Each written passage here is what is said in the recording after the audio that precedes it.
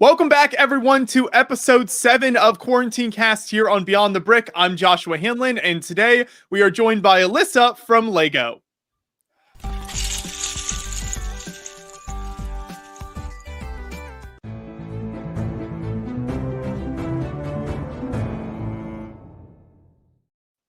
Thank you so much for joining us for another episode. As I mentioned, my name is Joshua Hanlon, and before we launch on in with Alyssa and the rest of our wonderful guests here, I wanted to remind you about the awesome charity raffle that we have going on here at Beyond the Brick. So this is actually organized by Brian. So Brian, if you want to give people a quick overview of what this is and how they can enter to win. All right, so for the Creations for Charity 24-hour live stream that I was not there for 24 hours for, I got the chance to build this Star Destroyer both on and off camera. And as much as I appreciate having a massive Star Destroyer take up an incredible amount of room in my studio here, I don't want it. So I want to give it to someone who will really appreciate it. And there's a ton of Star Wars fans out there and also fans of Lego and, someone who really wants the Star Destroyer. So I thought, why not give back into what this initially was for and raise money for Creations for Charity. So that's exactly what's happening here. I wanted to raise at least the cost of the set to, say, hey, let's just get this thing going. And it started with like $1,000. And then it went beyond that. And now we're almost at $4,000 raised for Creations for Charity, which is mind-boggling. And I am so grateful to anyone who has contributed to this whole thing here. And I'm very happy to be sending this to one of you. So if you haven't contributed to the Tiltify campaign yet, please do. I'm sure the link is in the description. Yes, it is. And it's in the chat and everywhere else as well. So go check that out, because as much as you want to donate to charity and, want to get this set, I want to get it out of here. So, we're going to announce that winner at the beginning of the next quarantine live stream. So stay tuned for that, and we'll send it to whoever. So it's a pretty fantastic event that's unfolded, and I'm very proud of the Beyond the Brick audience and everyone who has contributed. So again, thank you. I hope to aim for 4,000 raised during the end or toward the end of the stream. So let's get to that if you haven't already. And I look forward to it, man. Thank you for letting me do this again, Josh and John. And it's been a crazy thing. Thank you. Yeah, thanks for donating the set. It's great. And thank you to everyone who has supported and entered the raffle so far. Just a reminder, 100% of that money does go to Creations for Charity. So any money you give will go to Creations for Charity. It will not be used for Chipotle. It will not be used for Chipotle. I promise. I promise. As tough as that is for Brian. A lot of Chipotle, man. But no, it's not going to me. Not going to me at all. But once again, make sure to look in the description or in the chat for links to that and pass. We can pass 4,000 during the stream. We only like $40 away or something. So I believe in all of our viewers. I think we can do this here. But thank you once again, Brian, for that. Make sure to go check it out. Now we'll launch on into this week's episode. So we've got our contributors, Kirk Wilson, Vision Bricks, and Matt the Brick Wiz with us. So thank you guys for joining us. No problem. And we have Alyssa with us from LEGO. So Alyssa has organized a lot of really incredible opportunities for us here at Beyond the Brick. So you've seen the fruits of her labor in some of the videos and the content that we've made over the last kind of year or 2 years here. But a lot of people probably aren't aware of what you do and what all kind of your job involves, Alyssa. So if you want to start off by kind of introducing yourself and giving an overview of what your job entails. Yeah, so you don't see me because that's by design. My job, I'm the market integration manager for the Americas here at LEGO.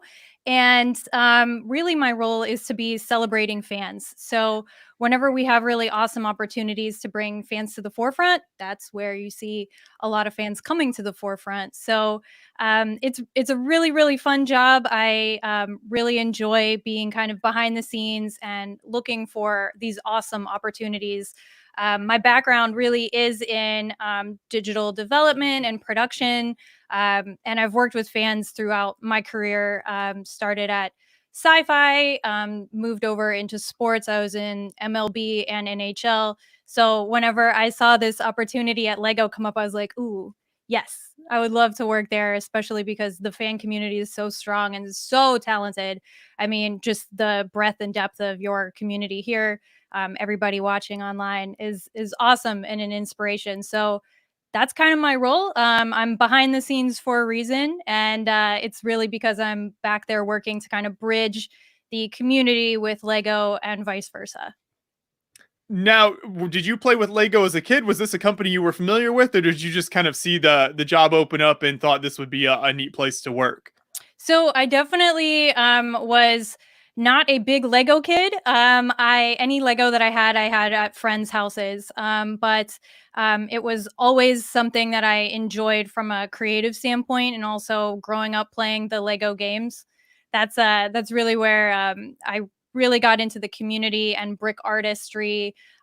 Seeing a lot of fans that way. So that's really where the pull was for me whenever I was looking to get out of sports and move into something a little bit more fan centric.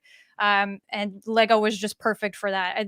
I just it's a brand that everybody, I'm speaking to the choir really, right? It's a brand that you guys all know and love and really celebrates that creativity. And that's, as an artist, like especially in the digital background, it's so perfect to really celebrate that.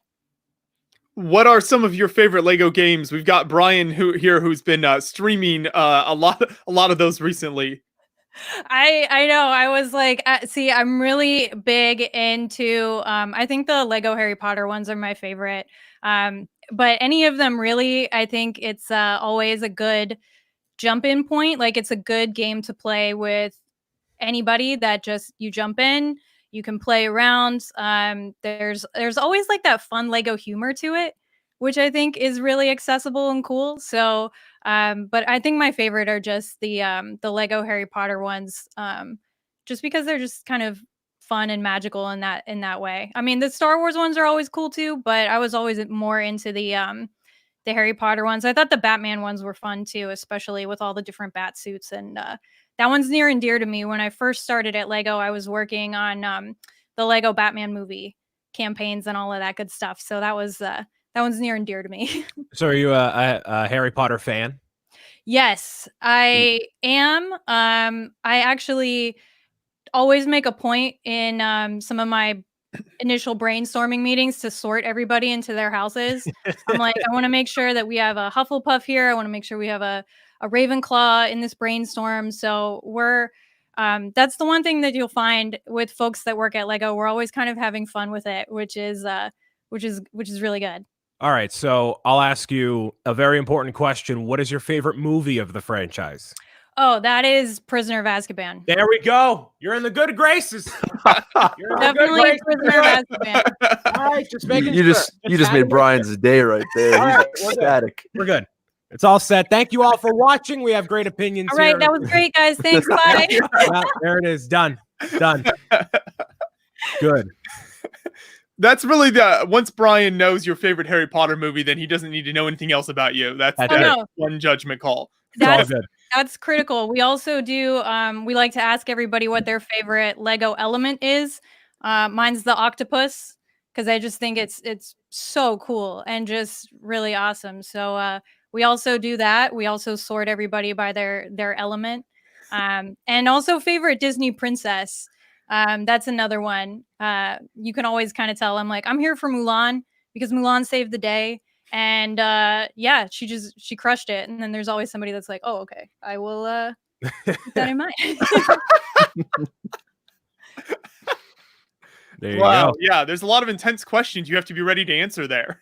Oh yeah, no, it's of all the places that I've worked, Lego is exactly what you would think. It's really fun. We always have a good time, and we're always, there's a lot of fans there and fans of fans. So coming in and talking about the community, and whenever I'm like, oh yeah, we should totally get Beyond the Brick for this opportunity. They know who Beyond the Brick is.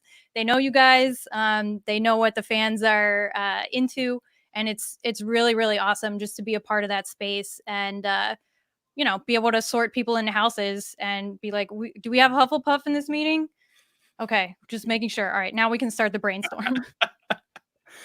Now, I did want to mention, because I think it gets confusing sometimes for fans with the different kind of Lego offices around the world. So you're based out of Connecticut, correct? The Lego Yes. office there? Yeah, so just if you guys aren't aware, we do have Lego hubs around the globe. So we have one in the Americas in Connecticut, which is where I'm at. And no, it's sunny today, but normally it's not. So I usually say, we're here from sunny Enfield, Connecticut, which is where the Lego hub is in the Americas. I know you guys know that Lego is in Billund, Denmark. So a lot of early morning calls, but there's also I'm market integration. So there's another counterpart that I have in Asia. I have a counterpart in Europe. So we're early in the morning and late nights, but I got my giant mug. It's like the size of my head for real, so that I can keep it going. So yeah, it can definitely be confusing, especially because there's so many of us all around the globe, but it certainly makes it a little bit more fun. That mug is the secret to your success. Oh, for sure. It's definitely got me through some late nights and early morning meetings. So how many people work there kind of in your department in Enfield versus kind of back in Billund? Or is most of the people in Billund, and how does that work? Yeah. So the department that I'm in, if you guys are not super familiar with how the fans are kind of represented at Lego. So I'm in AFOL Engagement, adult fan of Lego engagement. And it's a small but mighty team here in Connecticut. There's only me and one other person. As I mentioned, we have Alyssa's like me around the world. So we're in every hub. But we are a small but mighty team here in Enfield. Most of my team is based in Billund. Right, that makes sense because that is kind of the major headquarters, so kind of closer to the action there. Do you try to go to Billund on any kind of like yearly basis or anything, or is that meetings, things like that happen there? Yeah, I usually go to Billund once a year. We do have big department meetings there, and it's usually a really good time. It's always really nice to kind of meet everyone in person. They're usually like, "Oh, this is a lot shorter than I thought," because like here you can't really tell, but in person they're like, "Oh, she's really small." But it's really it's really nice to kind of see everybody and get together. And we do usually get together for those big meetings and the big brainstorms. It's just so much better in person whenever we're trying to solve problems or think of new ways to work with the fans. It's always just much nicer whenever it's in person. So I've been to Billund 3 times. And when I first went out there, the Lego house wasn't yet complete. When I went out there this last time, I got to tour the Lego house and it was so cool. So if you are wanting to go and check that out, please add it to your list because it is awesome. Right. Every time I return to the Lego house, there's always some cool new stuff to check out. So it's well worth the trip.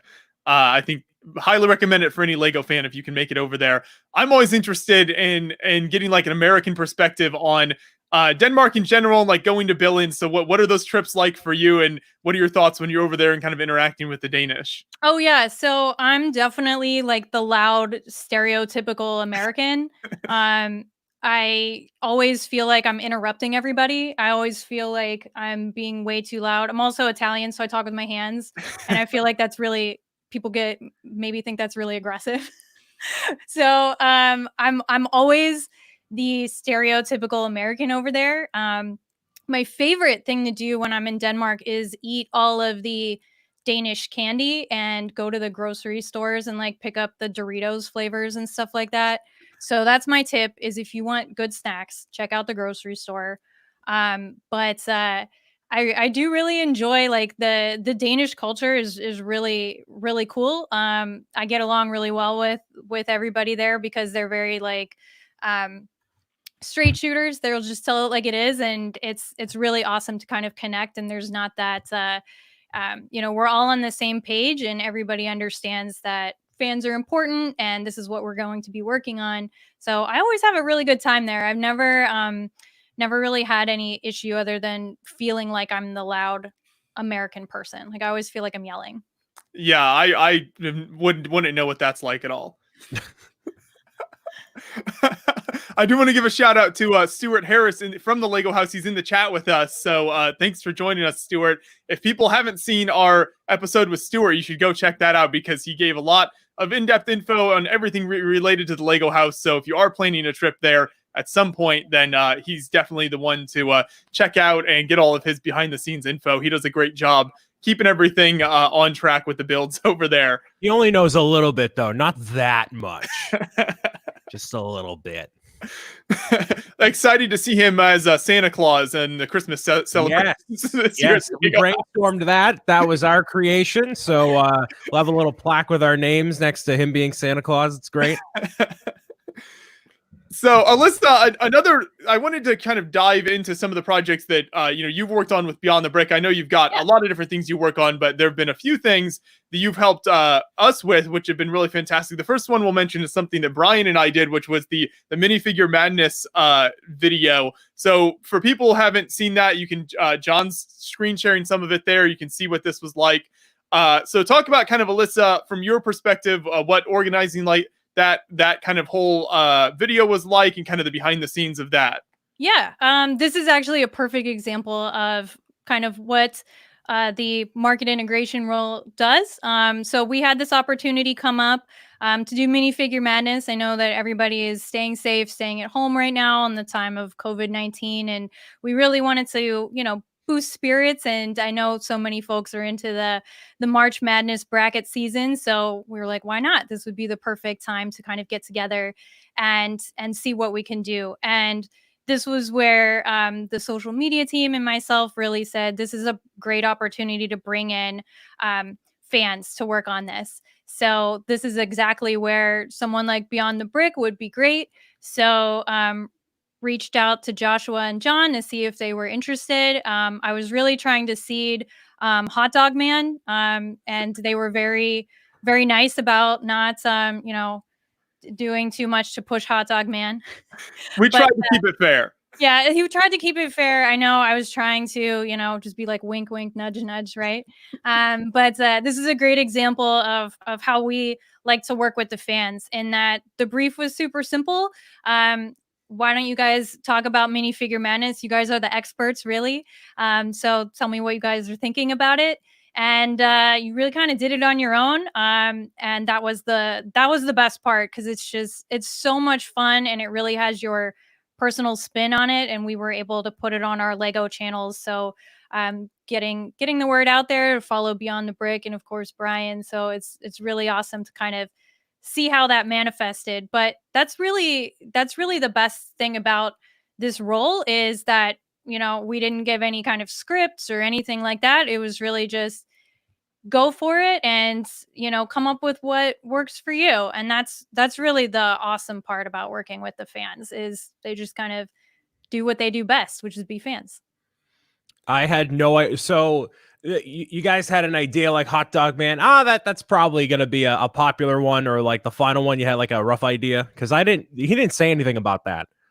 It just kind of like happened. He's good. He's fair. Yeah. I mean, I pushed for the classic alien just out of wanting to prove Josh wrong. But it went pretty far, so I was happy about that. But I think I fell on the wrong side of the classic alien debate, sadly. Yes, you did. You did. You got outwitted in round 1, not round 2. But I think it something like that. But what was the final showdown again? It was Hot Dog Man and Statue of Liberty, I think. That sounds right. Yes, I think that was. Yeah. But I did see a lot of I saw a lot of groundswell for Corn Cob Guy. Corn Cob Guy, I was really pulling for. I feel like he really represents the Hoosier state here really well. So I was lots of corn, all the corn. But hot dogs are a classic food internationally. Anyone can appreciate hot dogs globally. Corn is like that's Indiana. I don't know about that. There was support from Iowa as well. All 5 people in Iowa. Yeah, of course. Oh yeah, of course. Oh no, we're gonna start losing some people. Yeah, right. They're like, oh, goodbye. I was wait. See, I see someone in the chat talking. I still have the Hot Dog Man. So like, see, there it is.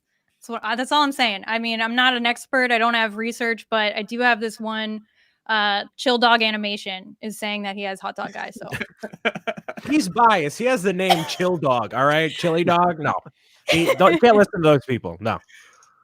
But yeah, that was a great example of just like, I mean, everybody has their own opinions, and it's awesome to just kind of get everybody kind of talking. Everybody like has a favorite minifigure, right? And that was a really fun one. And as soon as it came across my stream there, I was like, oh, it has to be. We got to get Beyond the Brick on this. Well, thank you. We appreciate that. No, it was a super fun video for us. So Brian was great. It was anytime I get to wear the Beyond the Brick power suit, that's always a fun time as well. So yeah, it was a great opportunity. Thank you for helping organize that. I also wanted to mention a couple of the other things you helped us with. One of the major things was the Comic-Con panel, San Diego Comic-Con panel last year that I was able to host, and then just our kind of coverage of Comic-Con in general. So what was your role kind of in that, and who were you working with kind of behind the scenes there to get all that set up? Oh yeah, so the Comic-Con is a huge event. So there are so many people organizing that one. That particular panel that Beyond the Brick hosted was just the in general Lego panel. So we were definitely looking for somebody that had a bright red suit to get a lot of attention. No, we were definitely like really excited whenever we were talking and floating names up. And I was saying, I think Beyond the Brick would be a great opportunity for this. They're so knowledgeable about so many different areas of Lego. And that particular panel, I think, covered so much. I think it was Ninjago and Jurassic, I think, at the time. So there was so much going on. And also, Lego Masters US had just been announced and working on that. So I knew it was going to be just awesome to have Joshua there working and having all of the awesome, interactions and being so knowledgeable. So behind the scenes, it was really, as I mentioned before, everybody at Lego is big fans of fans. So there's no like, it was like it was a no-brainer, and everyone said, "Oh yeah, that's perfect." And that was the first time I believe we had fans actually host a panel, and we knew that Beyond the Brick would crush it. And we also had more fan involvement at the booth. We had some boxes that were built by some of the fans, and also some of our Lego certified professionals were there. So this was a really great win for fans at this Comic-Con to kind of hang out, see some fan creations, and then of course you have your friends at Beyond the Brick hosting there. So I always tell that story whenever I'm talking, just some of my favorite moments at Lego, and I always say, whenever I got to call Beyond the Brick and officially share with them that they got the green light to go ahead and host the panel, and there was like 1 second of silence, and there was like, oh, for real? And I was like, yeah. And you guys were so excited. And I always share that story because I'm like, see, that's the awesome part. And that's the best part of my job, is when I can step back out of the scenes and just kind of give it over to the fans. So that's really awesome. We were super excited. Yeah. And I really appreciate you working with us on that as well. And like you said, the panel was amazing. We had like hidden side content, Lego Masters, all sorts of themes that were covered there. And then the booth, which we're showing a little of our video from the booth there. Yeah, I think was probably the best booth Lego had ever had at a Comic-Con, because there were so many interactive things. The comics that you could print on site there, and so much for the fans to do, the minifigures you could build. Really knocked it out of the park with kind of interactive content. And it's just so cool. I'm sure tons of folks in the chat have been to Comic-Con or a similar convention, and that's really my favorite part of just working on events and just bringing to the forefront. It's just such a great way to meet new friends and old friends and really connect with folks. So it's really, really cool when I get to work on those events. We've done Star Wars Celebration in the past. We had Rebel Lug there. We had Shy Lug there. And so many engagements there that have just been like bringing fans to the forefront of that. So it's always really cool whenever we can make those things happen.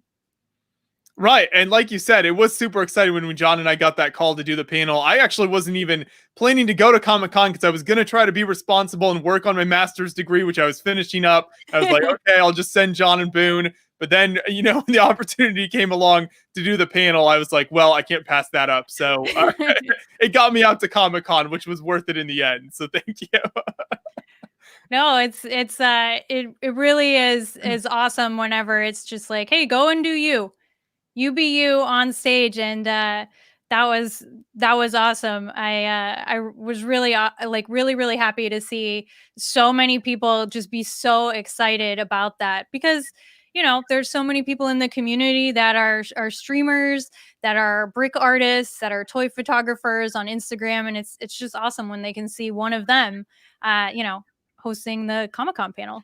So you don't find it too tough to try to convince other people within your department, like, hey, we should advocate for this person or that person, or like, what's that conversation usually like if it maybe isn't beyond the brick or otherwise? Oh, it's super easy. Everybody at Lego and knows how important fans are. A lot of them are fans themselves. There's tons of AFOLs that work at Lego. So it's super easy. Everybody knows that the fans do what fans do best, which is celebrate Lego. So it's never a challenge to bring up opportunities of, hey, we might want to consider this, or how about this? If you follow Lego on Instagram or Twitter, you'll probably see a lot of fan content like mocks or UGC out there. And that's just the foundation, really, is bringing in the fans that way. So it's never a challenge to offer up a post for a fan or a spot for a fan, because everybody knows you guys. Everybody knows you know, the big blogs, the little blogs. Everybody's a fan and following what you guys say anyway.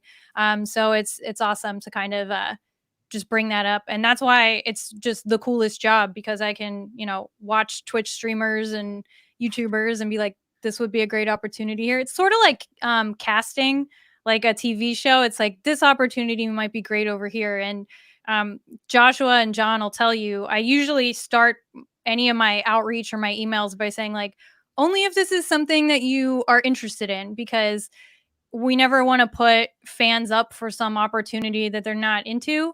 You know, this is really about having a win for fans. So it's never something that you're not passionate about or not interested in. So it's all about keeping it authentic and cool. And if you're not excited, then it's not exciting. Everybody at a show can recognize the giant red shirts and khakis anywhere, to the point where, like, when I see Josh and John in real life, like outside of a Lego thing, and I saw them in New York and they were wearing like all black, and I'm like, are you guys in a ska band? What are you doing? Where's the red? Like, so they are very recognizable and good people to trust with that. So yeah. Oh no, I remember Joshua asking about it, and I was like, let me double check. But there was no issue, and everybody wanted the red suit. It was like a no-brainer. It was like, make sure that red suit is there. I was like, okay, I think he's gonna be on it. I have no doubt. Yes, it went over very well. Yeah, I think people enjoyed it. I enjoyed wearing it, so I think it worked well in the end. So you mentioned there about how, you know, people kind of within Lego are so happy to work with fans, and, you know, it's not difficult for you to convince them. Do you ever have times in your job where you have to kind of like pitch an idea to a group of people who maybe aren't familiar with the Lego fan base or don't know exactly kind of what's going on out there, and then you have to really kind of try to explain, you know, the fact that there are all of these Lego fans out there and they're doing all this stuff, and try to convince people a little more? You know, I think the one thing that I would say, no one ever doesn't know what an AFOL is. That's like Lego 101. I think the number one thing that I usually will always push for is that fans have a ton of different capabilities. So something like GBC, if you don't know, Great Ball Contraption, something like brick films. So I'm usually always pushing I'm always trying to push unique opportunities. If we have a fan that does a podcast, or if we have a fan that's awesome at brick filming or toy photography, I'm usually just kind of explaining that this might be a great fit that might be a little bit outside of the box. Because I think that's the only thing really where somebody might not be as familiar with, just all of the awesome capabilities that fans have. We have a Lego user group that does building with seniors. Unleash is the name of the Lego user group, and they work with seniors to help them, build and be creative. We have a Lego user group that does therapeutic building, therapeutic lug.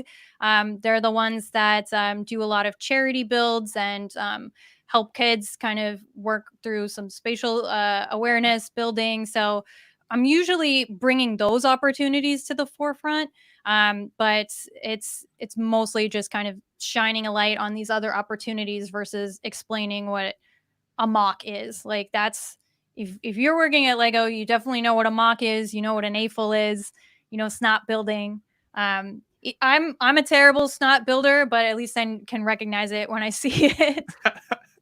So you've got, everybody kind of has that base level of knowledge going in then, and it's just maybe some of these other kind of niche fan groups out there that you're trying to kind of bring to the forefront. Yeah, because it's, those you might not see, and that doesn't mean they don't deserve to be celebrated. We just need to find cool opportunities for them as well. So that's really been that's the biggest challenge. I think another challenge too is just finding all the hours in the day to just find fans and see what's out there.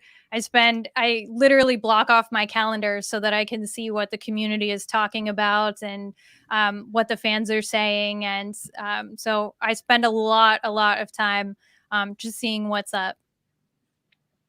Yeah, that's awesome. That's great that you're able to do that.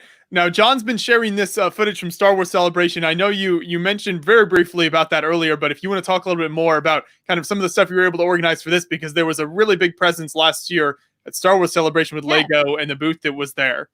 So that was an instance where we had Solid Brick Studio hosting that, and he did such an awesome job. We had a lot of fan programming there, which was really cool. We had a Shy Lug that was doing I believe it was a Yoda mosaic. We also had Rebel Lug hosted, if you're familiar with the like, can you build it? So it was they did like a building competition. Oh, there he is. Solid Brick Studio. Yeah, we did a booth tour together there. Yeah, so just really cool. And whenever I'm saying programming, I know, I'm sorry, I'm using a marketing term.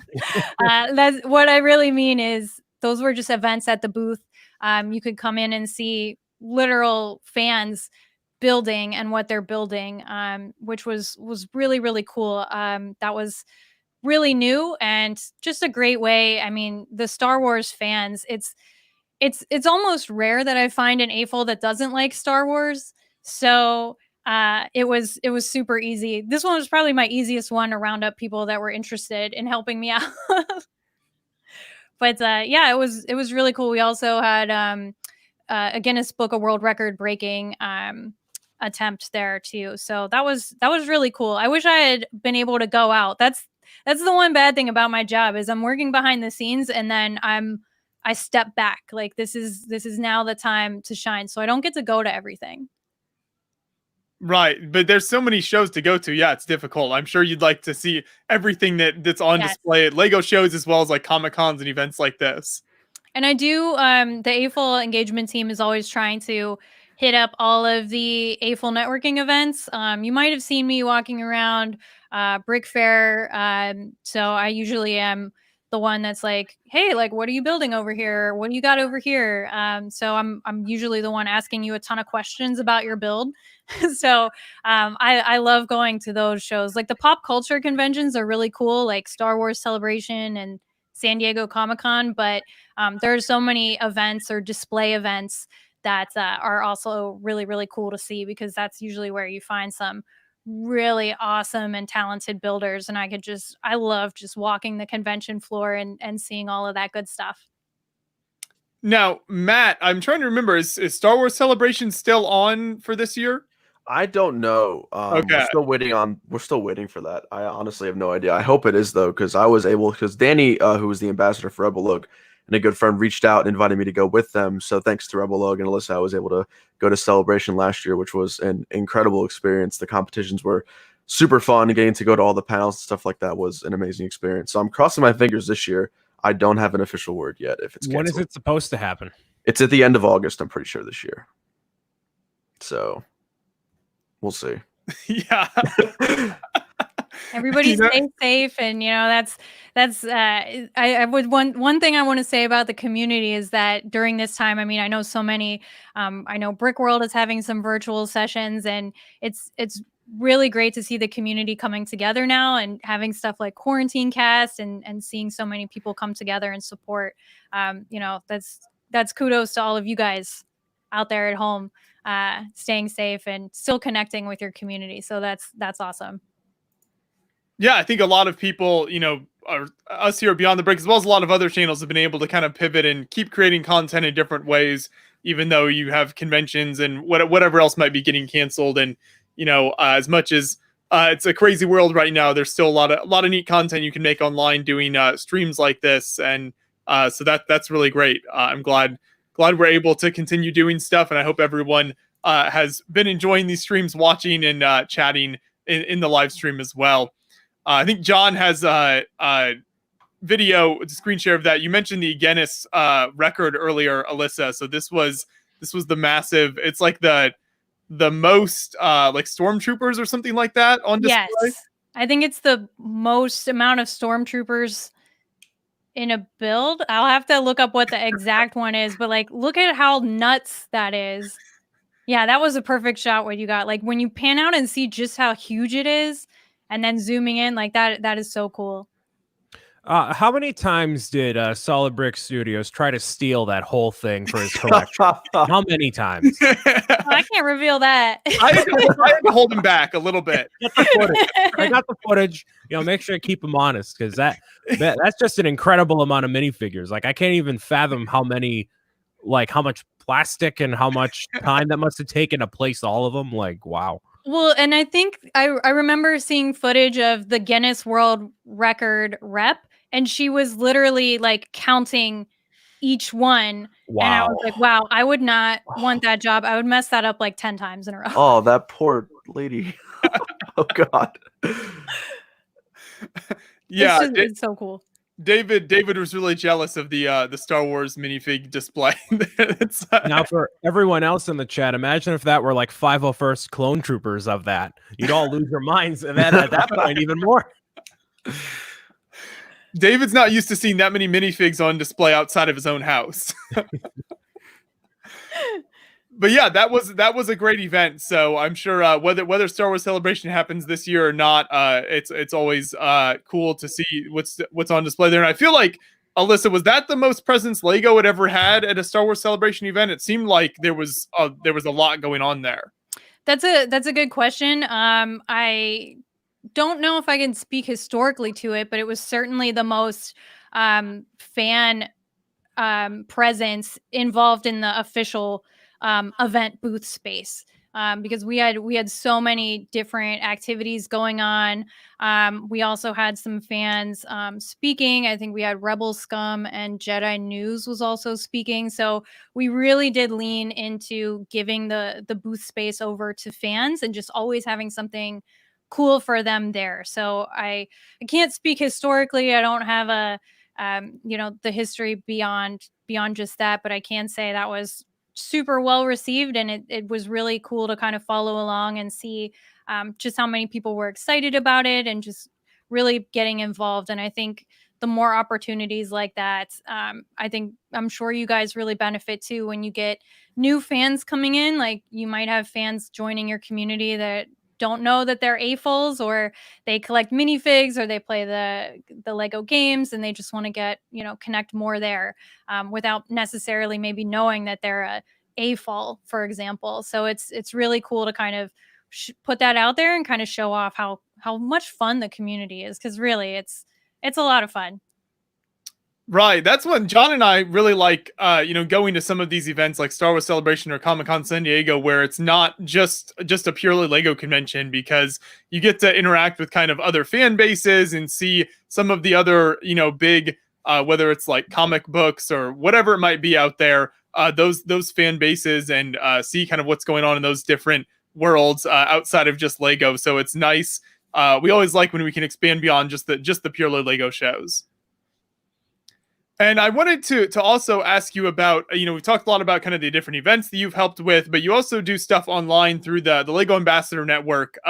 So this is a great tool for Lego fans around the world who are present on the Ambassador Network and get updates from Lego there. So for people who maybe aren't familiar with this, though, maybe the more casual fans who haven't done stuff on the LAN before, kind of explain what the Ambassador Network is and kind of how Lego uses that to work with fans.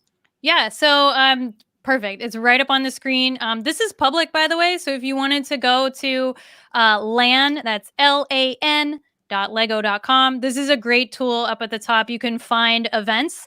So you can find any kind of displays, local events, and you can find a RLUG or an RLOC, that's a Lego user group or an online community to join. So if you're looking to connect with folks in your area, this is a great tool to kind of find that. Of course, if you are part of the Ambassador Network, I'm usually on there, usually using a lot of emoji and cracking jokes, and just kind of hanging out with the ambassadors there and just seeing what's up. But this is a great tool, and it is totally public facing for the most part. There are a lot of things that are locked off, but this would definitely be helpful if you're looking for a local event, or if you're looking for a community to join. I highly encourage you guys to check that out.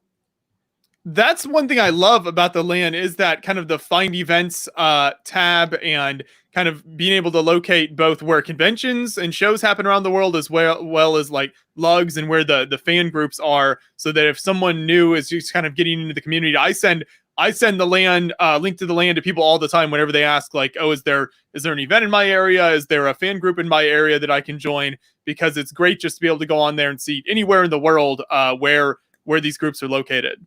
Yeah, and there's online as well. So if you're thinking, oh, there's not a group near me, I live wherever, there are plenty of online communities for you to join as well. And I mean, I'm pretty sure if you're chatting, you can figure out how to join an online community. So for sure, I think the best part about being on the LAN, the Lego Ambassador Network, and talking to the fans is really just seeing how many people are out there and how many fans are building, just like the diversity. There are so many really cool initiatives out there. There's the Women's Brick Initiative that really works to help girls and women feel empowered. There's, I mentioned Therapeutic Lug. There's a group for everybody out there, whether you're a minifig, enthusiast, or you're a toy photographer, or you do brick films. So it's super, super cool. And I definitely encourage you to check it out. We have a question from Brickzar in the chat, and this is a question that I see pop up somewhat frequently whenever kind of the Lego Ambassador Network comes up and people start looking into it, is how do the sort of applications work if people want to become like a registered community on the Ambassador Network? What is that process like? Oh, yeah. So I do see. So are you the one that looks at the applications? I do. There's a group of us that do. So it's the AFOL Engagement Team that takes a look there. And I do want to encourage anybody that wants to, be recognized to go ahead and go for it. I know don't feel like, oh, I need to have X, Y, and Z. I need to have X amount of followers or whatever. That's really not what this is about. Having the recognized community is really, really important. We work so closely with them all the time on press releases and product reviews and all of that good stuff. So it really is a really valuable tool. So the way that works is just basically you just apply, and a couple times a year, I believe, we go through the applications. And I'm usually always an advocate for just awesome, unique fans. So don't be scared. Go ahead and apply. If you're thinking about it, apply. And if for some reason you don't get in, we always tell you like what needs to be fixed and stuff like that. So don't be scared. I'm not that scary. She'll take it easy on the application pile. Yeah, don't be scared. We're very cool, and we're always here to help, because that's kind of how this goes, right? Is like when you guys, the fans, are feeling like, hey, I've got this community and this is how I run things, then we're all about empowering that and supporting you. So yeah, I think too, the LAN is great because you are able to connect with other creators and it's almost a community in and of itself, kind of solving those kinds of other problems or challenges that you might have as a community, like how do I get live streaming set up, or how can I advertise an event. So that's always really cool to kind of jump in and see that too, and help out that way. Right, because there's a lot of people on the LAN, a lot of the Lego fans who are on there have been in the community for a very long time, and so if there's new people that kind of just joining for the first time, maybe they've just joined a lug, or maybe they're wanting to start an event for the first time, then there's a lot of experience you can pull from people on there, and also a wide variety of experience from people all around the world, because Lego is such, a global company. The fan base is so global that then you get these fan bases all around the world that are present on the LAN. Yeah, it's super cool. Is there an official lug, let's see, on like every continent now? I'm trying to think. Did you know that off the top of your head? I'm pretty sure. I don't know about Antarctica. Okay, yes, besides Antarctica. We'll give Penguins a pass, but I don't know about that one. But if you want to apply, if you're on Antarctica and want to apply, don't be scared. Let me know.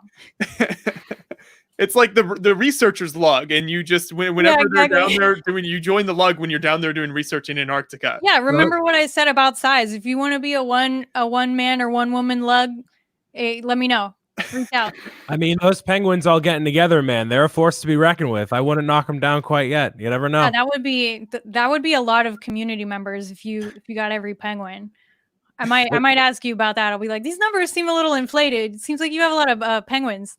Just have Joshua go back there and just verify that they're all actually lug members, and it's all. We did do a little bit of Lego building with the penguins when we were there. They seemed like they'd be open to it. Yeah, they seem down. Yes. That would be a good building challenge if they're building with like flippers. I don't know. You might need to help them like connect. Definitely help them with the separator. It's the equivalent of like building in a bag. Yeah. You're a little. Yeah, it's fine. But there is no, you might have mentioned this, but just to remind people, there's no like minimum of like, you have to have this many readers or fans or something like that to apply. It's more of, you and the people at Lego just looking at kind of what the community is and as far as the application goes. Yeah. If you want to get into all of the rules before you apply, there's a whole list. So there's plenty of guidelines and all of that on there. But yeah, please don't be intimidated by numbers, especially because it really is about what you're doing and what you want to be doing. So we're very open that way. And like I said, if it's something that you want to be working towards, it's a good idea to keep those in mind, because there are some guidelines that need to be followed for that. But I don't think it's anything too difficult. I think you'll be fine. For sure. And there's a question in the chat, how do I find the LAN? So we'll put a link in the description of this video, so you can just look there. Anyone watching this, if you're watching live right now or just watch the recording later, just look in the description and you can click on that and go over and find all the information over there. But like Alyssa said, definitely recommend checking it out, because I feel like it's still something that maybe a lot of fans, maybe they've heard of it or they aren't really familiar with what all the LAN has to offer. So there's a lot of neat resources over there, and it's definitely worth your time to check into that and see what all you can find. There's the blog updates as well, which we should mention, which are cool posts that, Alyssa, I don't know, have you done some posts on there over the years? I do have a blog post. I think I did mine very like clickbaity, because I was like, I'm gonna do a clickbait one, and my coworkers were like, oh god, okay. I think I did like 10 things that you should know before you go to a fan event. So yeah, there's definitely a ton of cool stuff on there. The blog. I do see a question in the chat about RLFM. And if you're not sure, that's also fan media. So that is the one. Yep. What is the difference between RLFM and an RLOC? So that's really an online community, which is more of a community sense versus fan media that might just be focused on news. So it could be a podcast, it could be a blog, it could be a magazine. Any of those, there's definitely a distinct difference, but we support them all the same. Right. That's good to know. So yeah, definitely go check out that resource over there on the land. Like I said, there'll be a link in the description to that. And Alyssa, yeah, it's always great to see you and whenever the Lego employees are interacting with people over there. But I think, like you said earlier, you come in with the emojis, the clickbait titles. So I like your approach to the. Yeah, I'm kind of like, all right, let's make this like fun. Like let's have a good time. I know that. One of my colleagues was like, I can always tell when it's an Alyssa post because there's like a ridiculous amount of emojis in front of it. And I was like, well, like if I have to post a blog post, I'm going to make it fun, right? Right. It shouldn't feel like a boring, like corporate press release or something. Like I'm already like, I'm in enough meetings. Like I have enough of that. Like, like let's just have a good time with it. Right. Yeah, that makes total sense. So thank you for what you do over there and for keeping the land exciting. Yeah, awesome. No, I know I was trying to keep an eye on the chat, but you guys were going so fast with so many questions. So yeah, I'll stick around.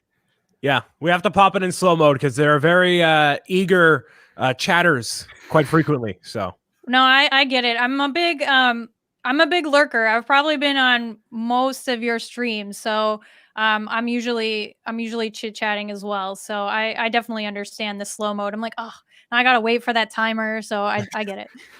You're like, man, I gotta stop spamming them for 30 seconds before I can leave another comment. Yeah, I know. I'm like, oh, but I really wanted my question to be answered, and I'm just gonna keep spamming. And yeah, so I get it. Of course, probably been banned by you guys a couple times too.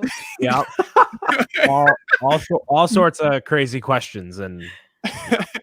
Matt has had to hit the 5-minute timeout a couple times. we don't talk about that. We don't talk about that. No, it's all good. We appreciate people who do come in and add to this discussion in chat. So feel free to keep leaving your comments and questions there for Alyssa or anyone else here in the stream, and we'll definitely do our best to get to those as we're chatting here.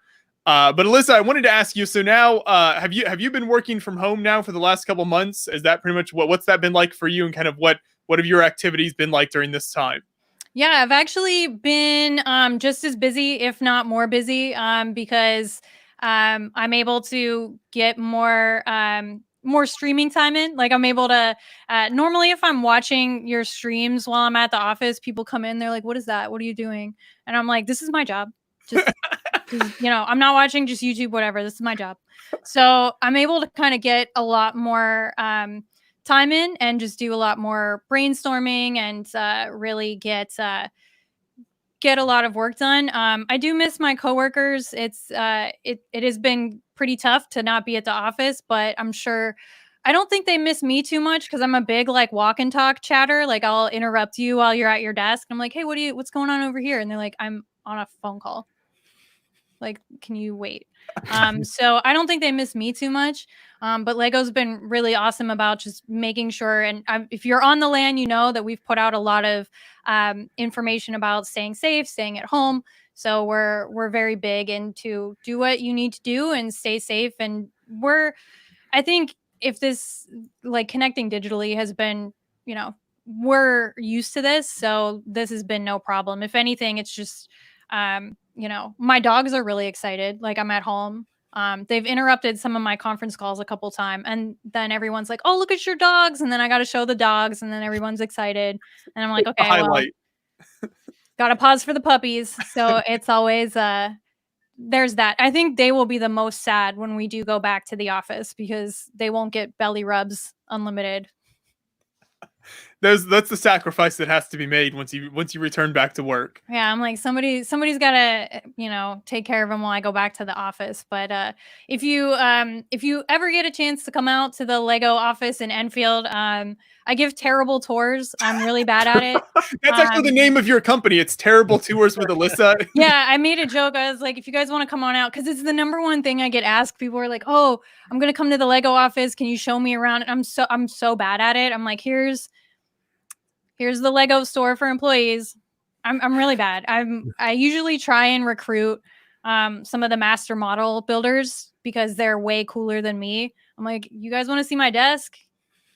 Here's where I make phone calls. Like, it's super boring. You want to see my Zoom backdrops? Yeah. Oh my God. Right. I'm like, here's my mug. Cool. But yeah, feel free to come on by and get a terrible tour with Alyssa. Mostly I know that people just want to go to the employee shop, and I've accepted it. Like, I know that no one's here to see me. I know that everybody wants to shop. So I'm definitely on board with that. I get it. You're just there into the shopping outlet there. Yeah, exactly. I'm just there to make sure that everybody can have time to shop, and that's kind of how it operates. But we do have the model shop here in Enfield. So if you wanted to come by and see the master model builders, you just got to give me a heads up, because sometimes they're working on some super confidential stuff, and I can't let people in there. So it's always a little bit of an issue that way. But it should be all right. I think we can always work something out there. That is a cool part of what happens there in Enfield. I think a lot of people don't realize, they think of Billund as where all the sets are designed, but there are models being built there in Enfield. So where do those models end up? What kind of work is done there? Oh, they go all over the place. So like the big models that you saw in the San Diego Comic-Con video, those are all done by the folks here in Enfield. So they are the master model builders. They're always in there working, usually kicking me out because I try and go in and talk or ask what they're doing. But they're in there working on all of those models. I think they've done, they usually do models for events. You're probably familiar. If you've seen one of those big models, it's probably from our model shop here. We also have one in Europe as well, but if it's in the Americas, it's probably from our guys and ladies here in Enfield. Yeah, like that. Yep. And it's so cool to watch them build those. Like, it's so neat. They spend so much time, and just the programs that they're using to build them. It's so cool. Alyssa interrupted them several times while they were trying to finish Batman. Yeah, I did. I was like, is that Batman? What kind of Batman is that? What era is that uniform from? Yeah, right. I'm like, you got some more Batman over here. What do you do with these models that are, kind of done? What can we get some over here in my area? So what you're saying is that the social distancing is going to be tough for you in the office. Yeah, I'm very bad at social distancing in the office, especially because I just always want to hang out and chat and brainstorm. And they're like, we really need to get back to work over here. I'm like, no, but like, can we talk about this? Like, how about this? And this Comic-Con footage is appropriate. We had a question in chat about the San Diego Comic-Con Lego exclusives from this year and what's going to happen with them now that it's canceled. Alyssa actually told me before we started that she was happy to share any information about unreleased sets and future products that anyone wanted to know. So feel free to continue asking those questions in the chat. Yeah, I can't answer almost all of your questions. I was trying to think about what's the opposite of an ask me anything? Like, I can't talk about anything. It's like NDA Central. Just like we need like a ticker at the bottom that's like, nobody ask anything, you're not getting an answer. Like, yeah. That is and Joshua will tell you too, because when we're working on something, I'm like, oh, this is confidential. And then he'll say like, oh, can I ask this question? I'm like, I don't think so. Let me check. I'm very, very good. I'm like, I know I'm Chamber of Secrets when it comes to that stuff. Brian. There we go. You have the whole invisibility cloak. Whenever someone asks a question, you're like, whoop, just gone. Right. Yep. It's like I vanish. I'm just like, oof, gone. Yep. Fair enough. We do appreciate when you reach out about a project. Yeah, the more information you provide makes it easier for us to decide what we I know. And I always feel like a James Bond. Like, I'm like Mission Impossible. Like, if you choose to accept this, and then your email burns up in 30 seconds. Totally. It's like it, and I've know full well that it's like like a totally useless email. I'm like, hi, do you want to do this secret project? Let me know. And Joshua was like, I think so. We're usually open to the idea, at least, so we see where it goes. But I'm fully aware that it's usually like not helpful at all. I mean, you could be sending them to the middle of the Bermuda Triangle to review a set on a boat. You never know. I'm like, you accepted it. Said you wanted it. Whatever we want at that point. We would be all over that assignment. I mean, we already built in Antarctica, so I think the Bermuda Triangle is next. It sounds like you've already got the penguins, the penguin lug. Right? So. We're throwing some names around. It's either going to be like Waddle Lug or Tuxedo Lug or Happy Feet Lug or something. You know, we're going to work on it. Yeah, let me know if anybody does submit that application. I'm probably going to get called into a meeting, and they're going to be like, "So why did we get 50 million penguin related applications?" I'm going to be like, "Let's go. I don't know. Let's do it." Like I said, we got Happy Feet Lug, Penguin Lug. We got a couple others to choose from. They're like, we're tired of calling you into meetings, Alyssa, to ask these things. Okay. Yeah. They're like, so who's responsible for that? And why did you approve every single one? I'm like, that's how we get in. Here we go. I'm like, we got it. Yep, there it is. There's 2 lug members right there. Match made in heaven. Look at this. It's beautiful. Look, they're ready. They're ready to. Yep, there it is. Look at that Star Wars set with the penguin. I gotta ask you, Joshua, after this stream, how you made that happen? I want to hug a penguin. You know, you aren't allowed to hug them. I'm sorry, Brian. Oh well, we can. We'll see. But yeah, I'll ask you after the stream. Okay. Yes, I can give you all of the behind the scenes details when we're not live. See, look at that. There it is. That's all I need, really. If you just send me some screenshots with your application, just let me know. It's good marketing because this Frozen. You can bring the Frozen stuff there. Take some nice. Yeah, pictures. These are great ideas. Yeah. So there we go. Look at all the lug members. We're just out here, trying to give the people what they want. That's what we do here at Beyond the Brick. Oh, we did have a question in the chat, Alyssa. If someone, so this particular question is about opportunities for brick filmers. How do they get in touch with you? But really, just in general, if someone did want to get in touch with you for a project or an idea, what is the best way to do that? Yeah, I would say the best way is to check out the LAN. I'm definitely on there. There's tons of communities on there. If you want to search for brick film, that's probably the best way, is to actually connect with your brick film community. If you want to get in touch with anybody in AFOL Engagement, check out the LAN. I see, what does LUG mean? That's a Lego user group. So feel free to check this out. There's contacts. You can find all of us on there. We're very open to I just answering questions and seeing what's up. So feel free to reach out anytime. But the LAN is the best way to just kind of see what's going on in the community and find your community. So if you're a brick filmer, if you want to learn great ball contraptions, if you are passionate about trains, there's a community out there for you. So getting in touch there is the best way, really, to kind of connect more and get in touch with us.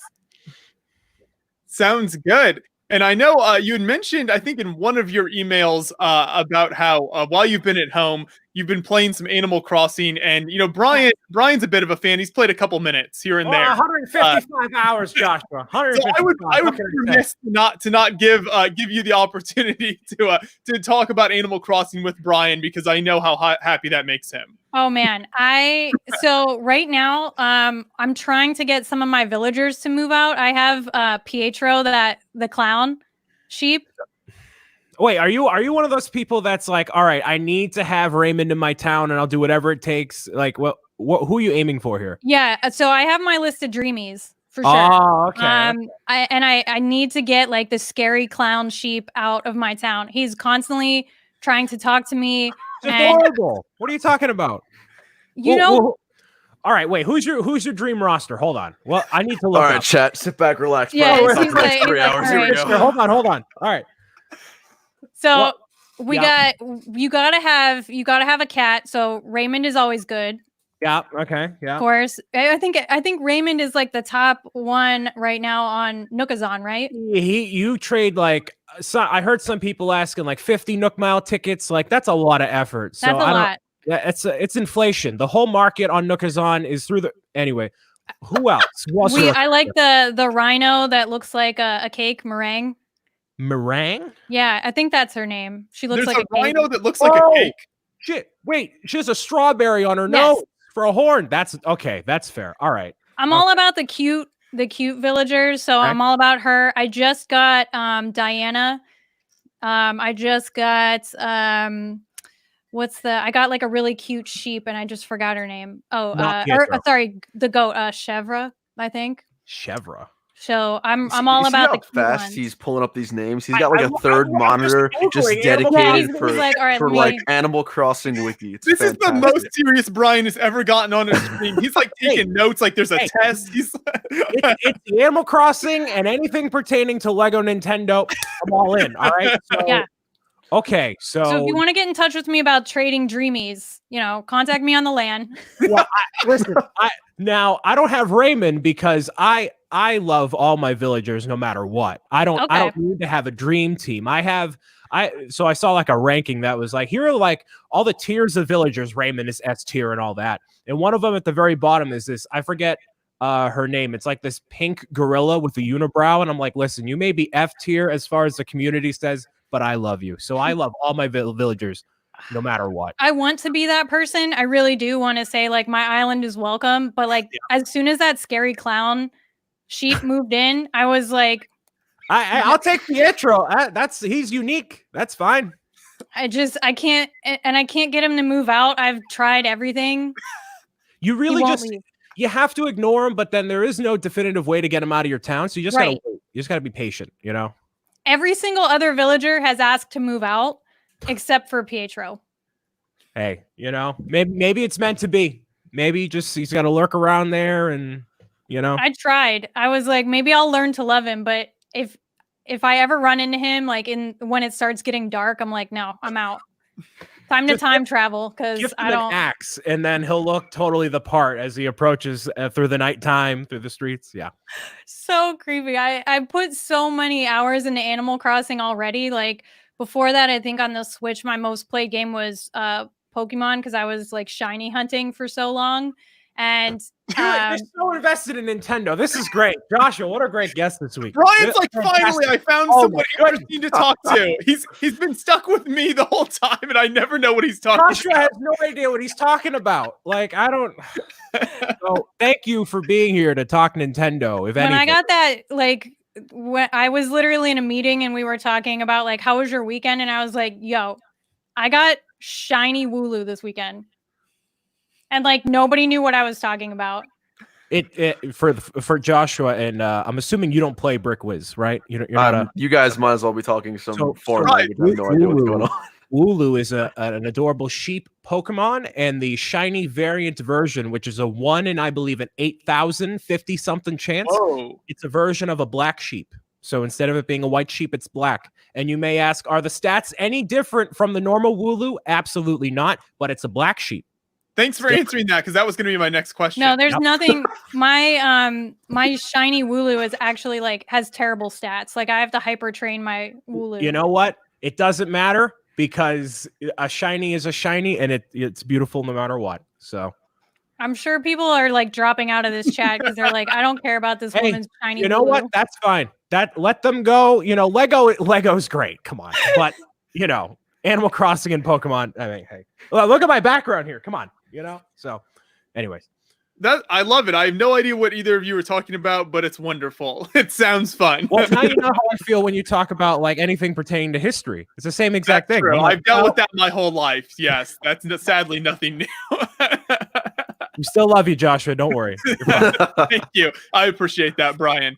Alyssa, Joseph Sawada asked in the chat what your native fruit is. I think that was his question. Oh yeah. So I like how Joshua was like her native fruit. Yeah, so my native fruit is pears, but I do have all of them. So if you want, let me know. I can drop off some cherries, peaches, oranges. I got it. Apples. We're good. It's very important because then you can harvest all the fruit, Joshua, in your town and then bring it to someone else's town and sell it for a higher price to then buy more turnips, which you can use to buy the ironwood kitchen furniture and have a really nice looking kitchen. I think it'd be easier to just become an actual farmer here in Indiana. Oh yeah, 100%. Like I don't want to do any kind of chores in real life, but I will 100% make sure my town has no weeds in it. Everybody's happy. All of that. So no worries there. In real life, forget it. Yeah, no, not a chance. Are you at last question pertaining to this 5-star town, yes or no? Not yet. Not yet. Not yet. Okay. You know, Isabel keeps telling me like, "Oh, you need more stuff in your town." And I'm like, "Well, like put more stuff in the shop for me to buy." Yep. Instead of just useless junk. Anyways, so there's the Star Destroyer. There was a question about a Star Destroyer. What was that? Oh, geez. Hey. Past $4,000. I have a high Oh, point. nice. Good job, everyone. Past 4,000 for Creations for Charity. Nice. Do you have any hype horns there, Brian? I do, but it happens on my stream, but you probably can't hear it. Can you hear it? Hold on. Hear it a little bit? No? Okay, never mind. It's fine. It appears on my live streams through the audio device. Yeah, so no. But if you tune into one of my live streams, I'll give you hype horns for like an hour and a half straight, because that is incredible. So thank you all for supporting that. And I may have to extend the goal a little more because, well, there's like a week left. So the better we can do for Creations for Charity, the more kids that are going to get Lego sets during the holiday season. So it's all going to a great place. So thank you, everybody, for your support so far.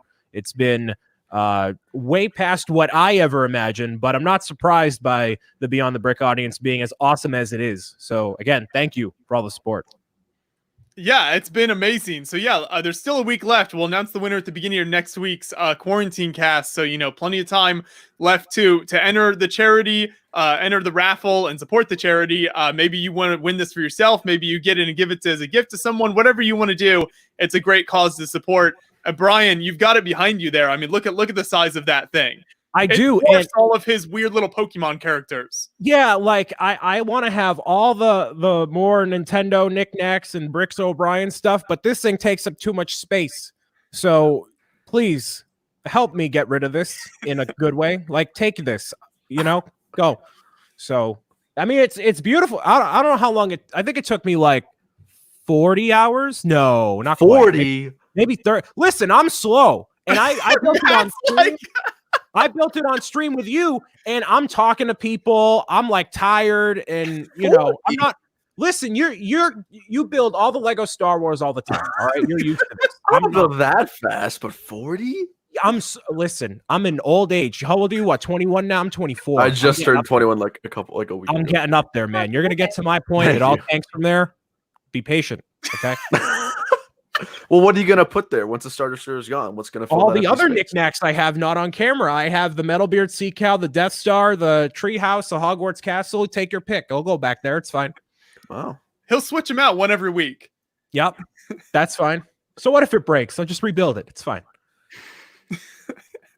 So yeah, go check that out, everyone. Look for a link in the description to where you can support that. Alyssa, I did have one final Animal Crossing question. So this is the most important Animal Crossing question to ask anyone.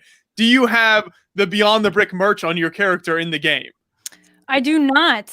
Oh, see, people, we've had that. people making like Beyond the Brick logos to put on your house wall. There's merch, so there's different sweatshirt designs. I love it. So you can get all of that for your characters, thanks to our cool fans who have made that and sent it to us. Oh, good. I will definitely check that out because I'm loving all of the custom designs and just like, again, that's like an awesome fan community that's just out there building all that stuff. I have zero talent. Like if you saw, I can't even put down paths in a straight line. So like, I definitely need some help outfitting my Animal Crossing characters. So I'll check that out. Yes, I wish I don't know where the easiest way to find that, Brian. I don't know where you could probably direct people. Yeah, I'll send you an email with a bunch of links to all the different QR codes and yeah. I just know people have made it. It's out there somewhere. Yeah. Along with the Penguin Lug application, you'll just see links to QR codes and you'll know what's on. That's perfect. That's the best way to get me to respond to an email right away. Perfect. So we were talking about like build times for sets there, Alyssa. So what, as far as just a Lego fan, what are some of your favorite themes or sets to build in? What are ones that you've kind of been drawn to in recent years? It's 100% the Lego Ideas stuff. I think it's so cool to see that come together.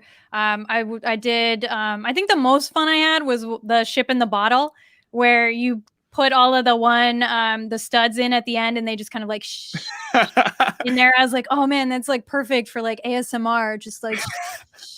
Shout out to Jake Sadovich, fan designer of that. He watches these streams a lot, so maybe he'll stop in at some point. But yeah, great set. So good. I also like the tree house. So I'm really into the ones that are like the build and display. The pop-up book is another great one that everybody that comes over my house or whatever is like, oh, that's really cool. I'm a huge James Bond fan, so of course I like the car. But it's still anything on Lego Ideas. That's usually what I'm picking up. The dinosaur fossils were really cool too. So those are usually where I'm in the employee store picking those up, because those are just so much fun. You hang out in the ideas section a lot. I do. I'm like, what's new over here? What's going on? So that's usually where I'm at over there. Mostly, I do try and pick up the minifigs as well. I am not good at feeling through the bag.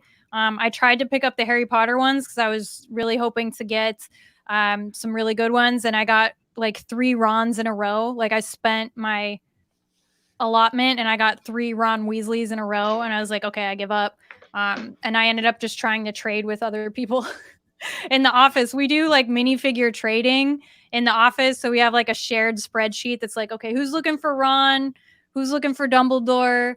But with my luck, like squishing the bag around, I didn't really do too well. So I stick to the ideas sets.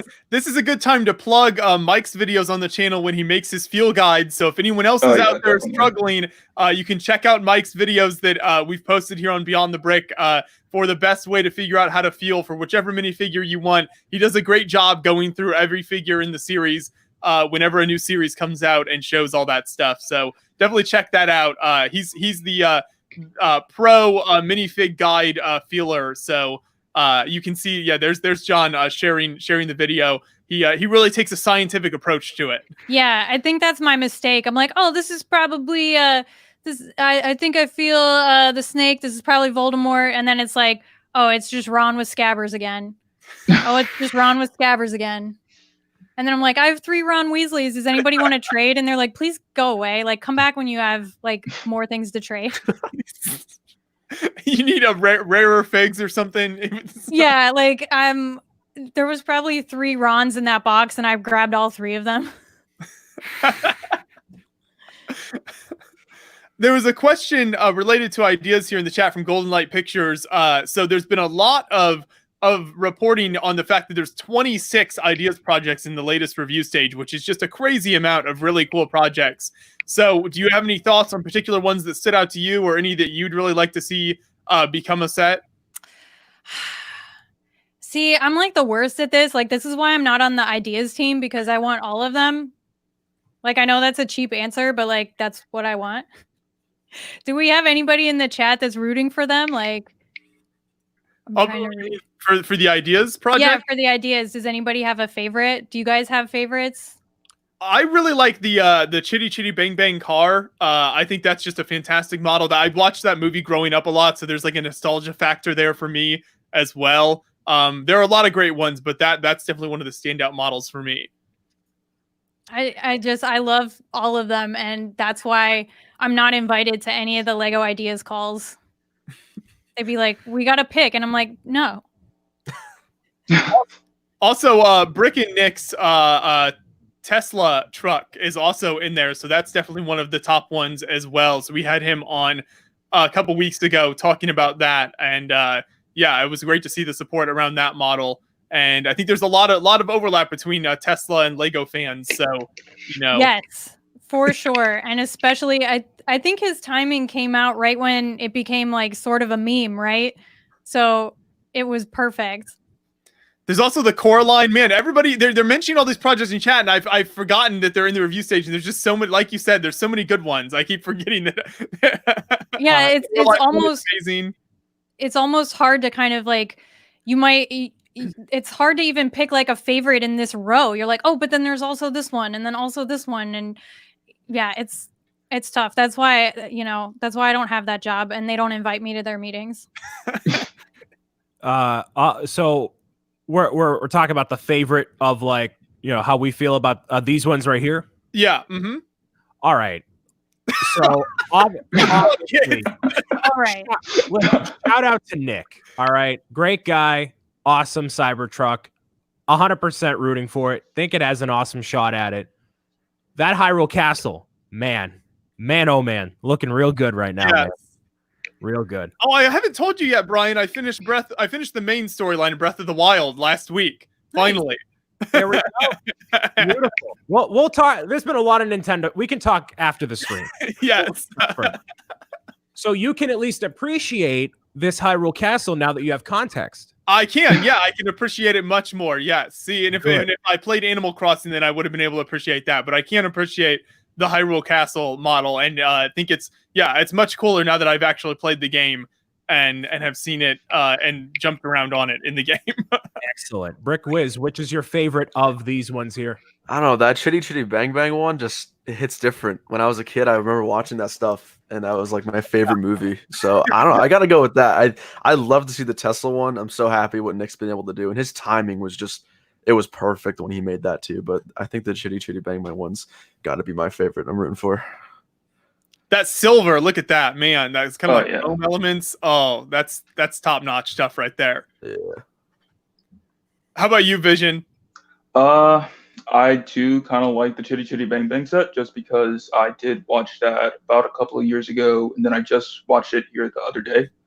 But there is a set there that I really want to see, which is the kit from Knight Rider, just because I love the 80s, and that's just kind of like one of my favorite shows to watch. So if that set gets made, that's definitely one I'm looking to get in my collection, just because of how good it looks and just the like the sort of display factor that it has. I really like. Right. There's so many good ones. So yeah, the Ideas team has all their work cut out for them. Maybe they'll say they're turning like 10 of them into sets. Who knows? If that happens, that would be amazing. I think you're right that there's like, it's hard to pick one because there's one for everybody, right? Like I love the Krusty Krab. Like I think I'm all about the memes. So like SpongeBob is like awesome. The Cybertruck, like there's just something for everybody here. Vehicles, display, the nostalgia, and every single one of them is so well done. Like I can't imagine, like if I'm interviewing on the Ideas team, I'd be like, yeah, just all of them. And they're like, please just next, who can we talk to? This is clearly just all of these need to be made. We've got just a whole team of designers that need to be thrown on these projects. So good, just all so good, and there's so many good ones. It's the Lego Ideas website is almost like that rabbit hole. Like once you go down and start looking, it's like, oh, I've been on this website for an hour just looking and commenting and following, and it's so cool. And all the designers always have amazing stories to tell about it, and it's awesome. So I got a really quick question. When it comes to Ideas sets that you have, so let's say like Chitty Chitty Bang Bang or the SpongeBob, which have been like a digital media in the past, what's the process of like, do you have to go to these companies that own the rights to make the set? Like, what's that kind of like? That's a great question. I'm so not the person to answer this. As I mentioned, Lego Ideas team doesn't want me in any of their meetings. But I do know that it's such a long process because it does involve a lot of stakeholders and going through if it's IP and all of that stuff. So it does involve a lot of that, and that's really where it does take a long time to get through that. Yeah. With your job there, Alyssa, are you kind of bouncing between different departments as you're working on projects? Do a lot of different departments come to you and say, we've got this idea, now can you find somebody to kind of help us make this a reality? So do you interact with a lot of the different people? Yeah, I would say it's a good 50-50, especially whenever it's here's an idea or here's a fan that has incredible capabilities that would be awesome. Here's a fan media outlet that does podcasts and they would be awesome to chat with. So it's a little bit 50-50 of me approaching different departments. And it's also other areas of Lego coming to me, coming to my colleagues, because as I mentioned before, it's not just me. I'm here for the Americas, so Canada, United States, Latin America, but there's my colleagues in Asia and Europe. So there's plenty of us kind of doing the same thing all across the country. So, or country and globe.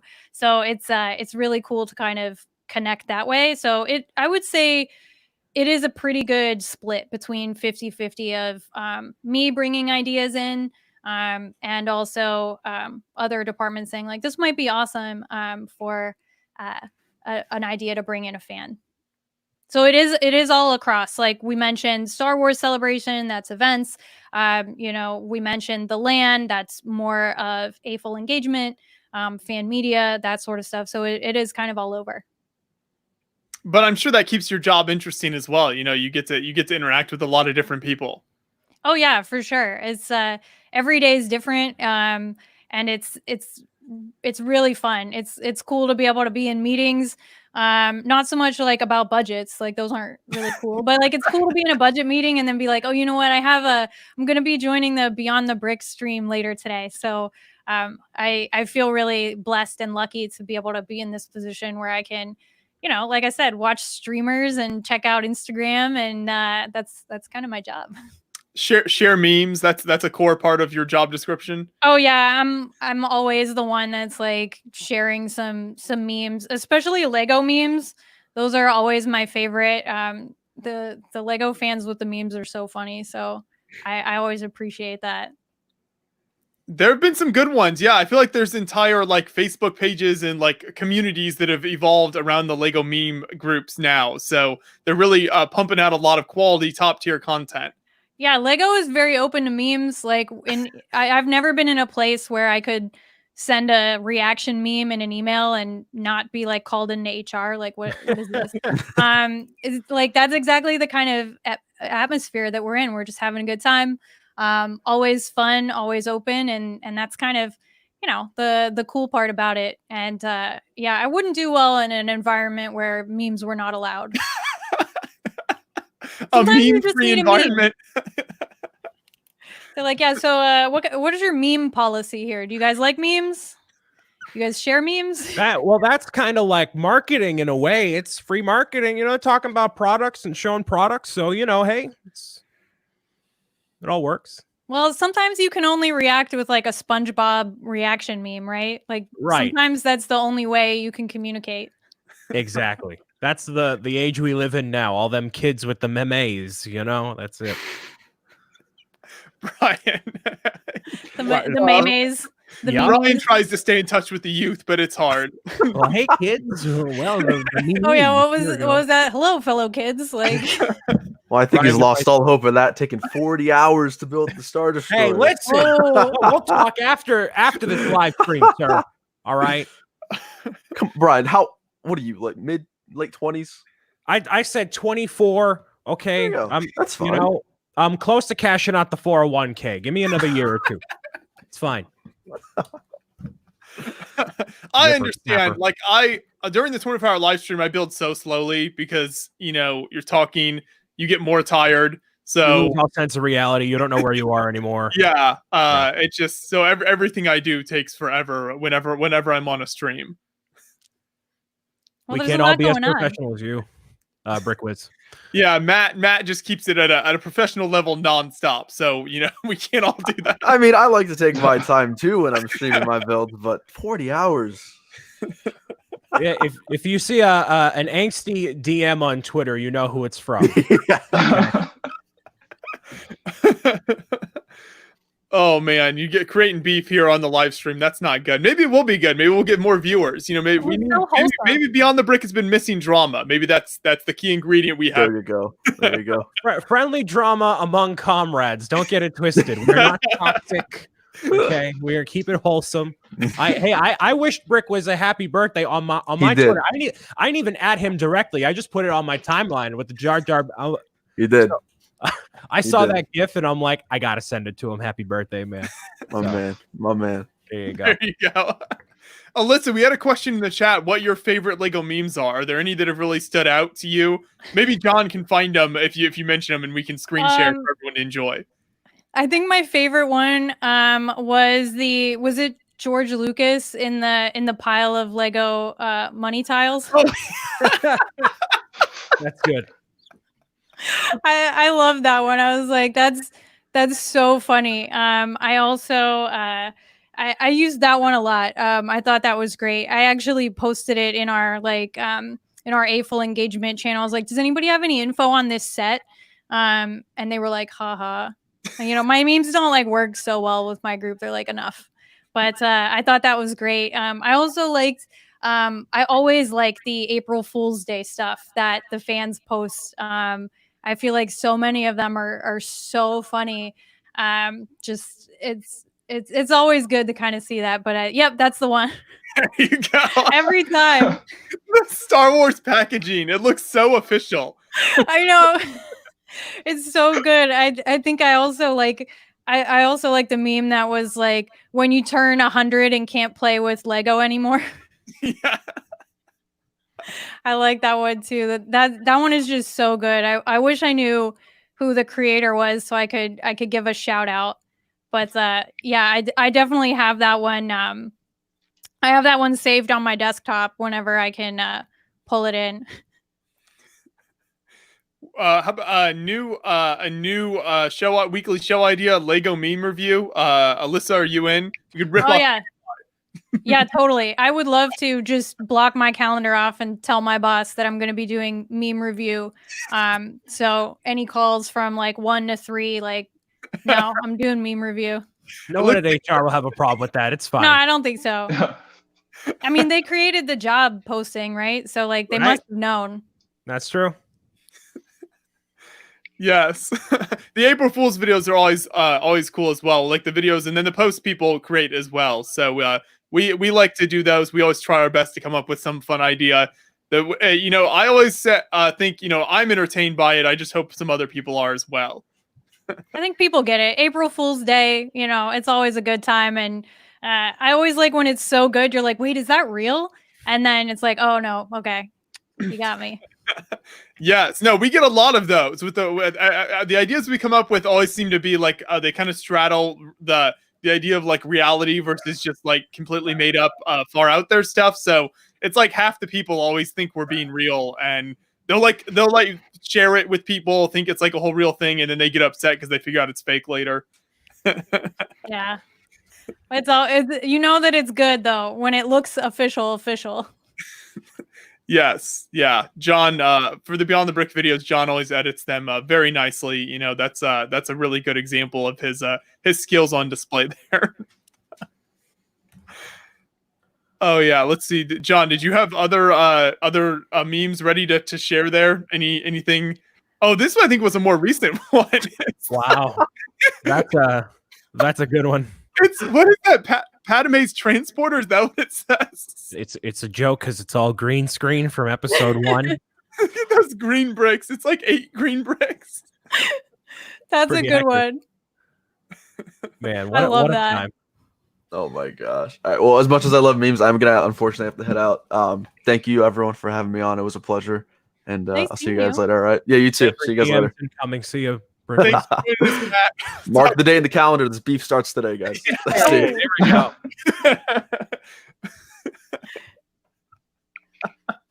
Oh man, yeah. There's some quality the Star Wars memes people are pumping out. Wow, they do some good stuff out there. I think the Star Wars fandom has some of the best, especially when you get onto like prequel memes. That's a whole other rabbit hole. Oh my goodness. Yeah, man. There was let's go. John has more. Okay. Now he's just gonna keep sharing them. Yep. Who could forget? So good. And I love that you can tell the era that this was made in because the box art is Kylo Ren, and then the other one was like Darth Vader with the white branding. You can tell the timeline here. It's great. I always share those with our packaging team. I'm always like, "Did you guys see this? Like, check this out." And they're like, oh, "Yeah, I know." They're like, how'd they get these images? I was working on this for a while. Oh man. Oh, Rogue Runner says the Luke's hand meme set is fantastic. That's also, I remember that one as well. That's also a good one. I don't know if John has that one on tap, but it's, yeah, that's a good one as well. So good. Keep it coming. Just keep it coming. I can only see.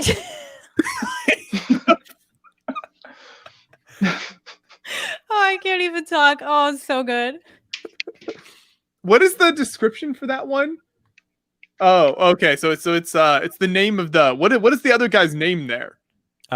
Luke Skywalker and Dak on Dak. Hoth. Okay, I couldn't. And then of course we have the classic wash your hands meme, of course. Yes, that was shared. And I was like, wow, that's super effective. Yep, wash your hands.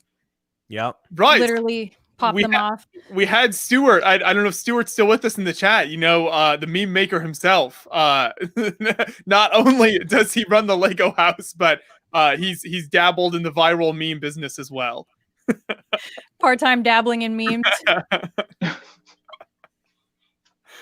Yes. So, somebody, we should answer a question I saw in chat earlier about is Alyssa, do you have any set that's like a holy grail set for you? Maybe you've seen like older themes over the years that weren't sold anymore, and there's something you've always wanted to pick up. Is there any set that stands out like that for you? Yeah, I'm actually trying to, and this goes back to Prisoner of Azkaban. I'm actually trying to get, I think it's called like Buckbeak's Escape or something like that, and it's Sirius Black in the Tower. Yep. Because I love the new Harry Potter ones, but I really want like the OG original one. And so I've been trying. Every time I go to a Lego fan event, I'm usually looking for that one. But I've seen the Sirius Black available, but I haven't able to pick up that set. So I'd really like to grab that one. Any of the Lord of the Rings ones too. Like I just love just like Lord of the Rings, and I would love to get some of those original ones too, because they just don't, they're just so hard to find, and you know, I gotta save up some lunch money for those. Yeah, well, there's a whole bunch, a whole new wave of Harry Potter stuff coming, right, Brian? Oh, very much so. Very excited for that. Between that and the Mario set, August 1st, like I said before, second mortgage on the house, call bankruptcy, it's done. Like, man, it's gonna be a good day for me. I'm excited. It sounds like some trips to the employee store is what you need to be planning. Well, you know, where I am, it's only like 2 hours from Connecticut, Right, so I'll just walk on down real quick. Come on by for a terrible tour, and you can just smile and nod, and I'll just be like, and here's the employee store, and exactly. Yep. Yep. You can also drop off your Mario Nintendo manifesto. That's all of your ideas for future Nintendo products that you want Alyssa to deliver to Denmark for you. Of course, on the stone slab, just deliver that on a cart right into the corporate office, right in the middle, and just stand there handing out little pamphlets like, "Here you go. Here's a quick summary here." They're gonna be like, "Whose guest was that, Alyssa?" We gotta look on her guest privileges. Like, you know, this guy, he's got some great ideas. Why don't you come over here? We'll talk. And like, they've been sitting there talking about Animal Crossing for like 3 hours. Well, Nintendo and Lego are together, so it's like it's product research or something. Yeah, it's fine. It's island research for me. I need to figure out like what villagers. Yep. Yep. It's a mutually beneficial relationship. Yeah, everybody wins. It's a win-win. Exactly. Bring the fruit. I got fruit. What else you got? You know, like. Precisely. So we'll figure out a date once all this shenanigans with social distancing is done. I'll get my trip organized down there for that. Yeah. Oh, for sure. Right. Jeff in the chat says he supports Brian's field trip to Connecticut. Give him a camera and call it good. You know, there you go. We're always up for a Brian takes a field trip to Enfield video. There you go.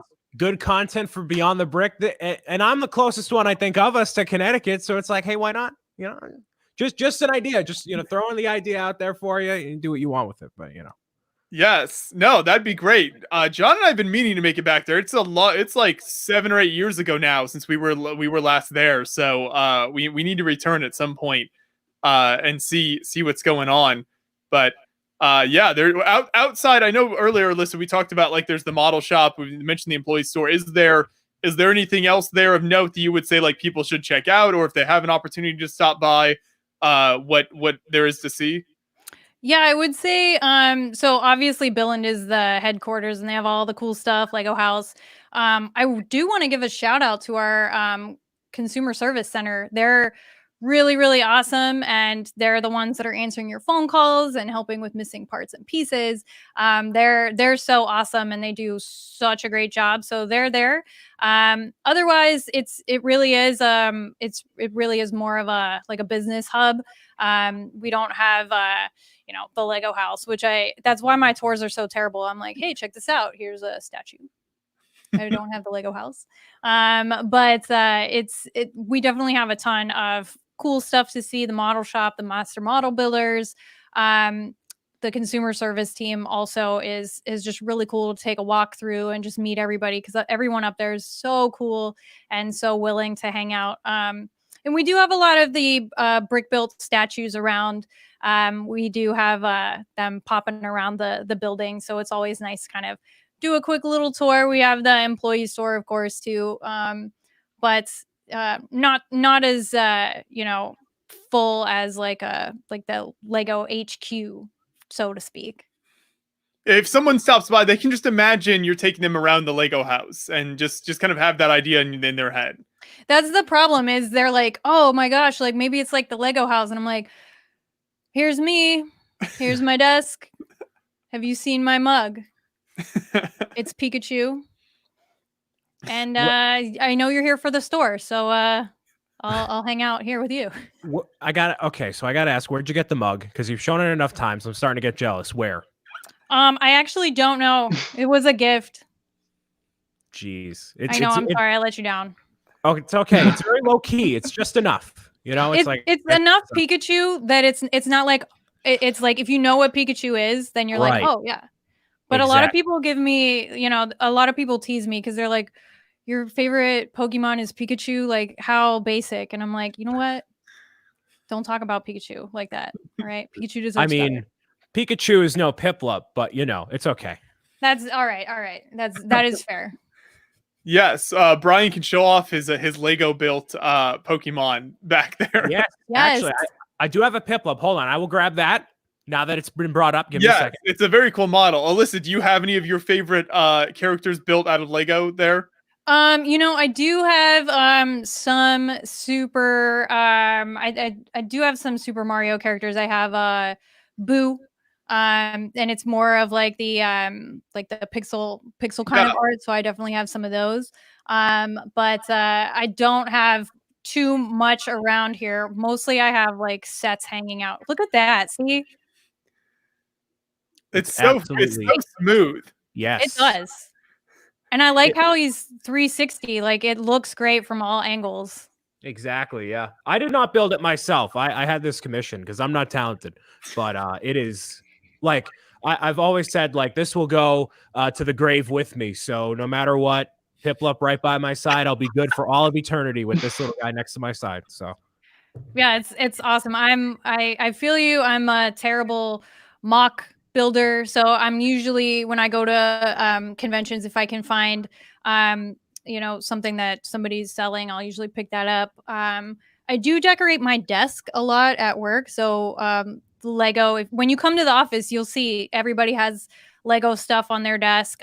My coworker, I think, has like 1 million minifigures on her desk, and it's so cool. So I do have a lot there. I like to pick up minifigures because they're fun and they like hang out by your desk. I try to collect printed bricks for my badge, so that whenever I'm going around, I can have, representing some folks. So I do like that a lot. But in terms of building, I'm not great at mocking. I've been trying to get a little bit better. But you probably won't see my Lego ideas submission anytime soon. I'll leave that to the experts. I'll leave that to you guys. You got to work up to it. That's okay. Yeah. Slowly, start small, and eventually we'll see a masterpiece from you. I'm going to work on it. I'm going to try my best. You can display it at a convention someday. Yeah, I think so. I'll be like, hey guys, check this out. And they're like, oh, keep at it. That sure is a build. Like you definitely built something. You can ask, Vision, what are you're working on a mock there, right? Maybe you have some tips to share. Yeah. So I think we did bring this up a couple of weeks ago back when we had Nick. Oh yeah. So basically, one of my number one advice that I like to give to people is just take your time with it. It does require patience when making a mock. Like currently, I'm working on what's it called? The Nostromo corridor from Alien. So the first Alien movie. So I've been working on this for about a couple of weeks or so, and it's been a lot of trial and error.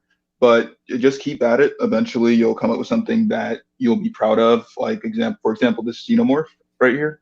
Nice. This took a while to get this done, like coming up with the design, just to make it as accurate as possible.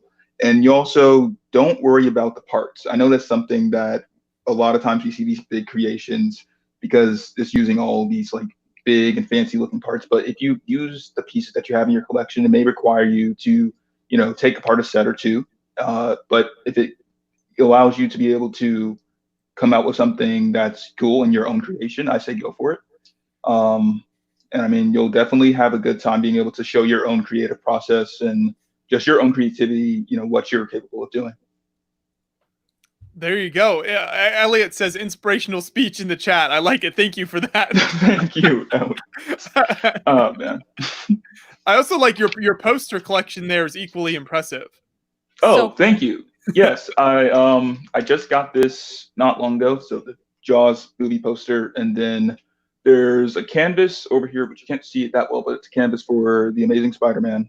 And there's another one where it's just a bunch of Marvel characters right there. And then over here, I can't even show it because it's up on the wall, but I made like this sort of frame around these like sort of square cards with different portraits of Marvel characters. And then I just have some minifigures on top of the frame behind me. So that's just for now. I have like other posters, but I just have to have the time to hang them up, frames or whatever. So cool. Alyssa, we've got Tracy in the chat says an Animal Crossing mock is a good place for you to start. So I'm gonna work on it. Recreate your island, all the buildings, the crazy clown sheep, whatever it is you were talking about. Yes, I would have no problem recreating Pietro right now from memory. He's burned into my brain. Yeah. But I think Kirk, what you were just saying, like whenever you're looking at the don't worry about the parts and pieces so much. Like to get the xenomorph head has got to be tough, but coming up with a system of bricks or selecting the right pieces there has to be part of the fun though, right? Like finding the exact right piece for it. I think translating that is so cool, and it's awesome to see what you're working on. And I love the classics. You got some good classics horror there with the Alien and Jaws. Thank I'm you. like, chef's kiss. Yeah. I tend to like more of the classic stuff than the more modern day stuff. I don't know. It's just something about it that like really like it draws my attention. So that whenever I make something, I prefer to go more of the nostalgia factor, the old school type stuff than the recent stuff. Besides when it's like Marvel, because that's like the second thing that I'm like really into. That'll just like once I get into it, I can't stop talking about it, which is why I'll try not to bring it up on stream. Otherwise, we'll be here for a while.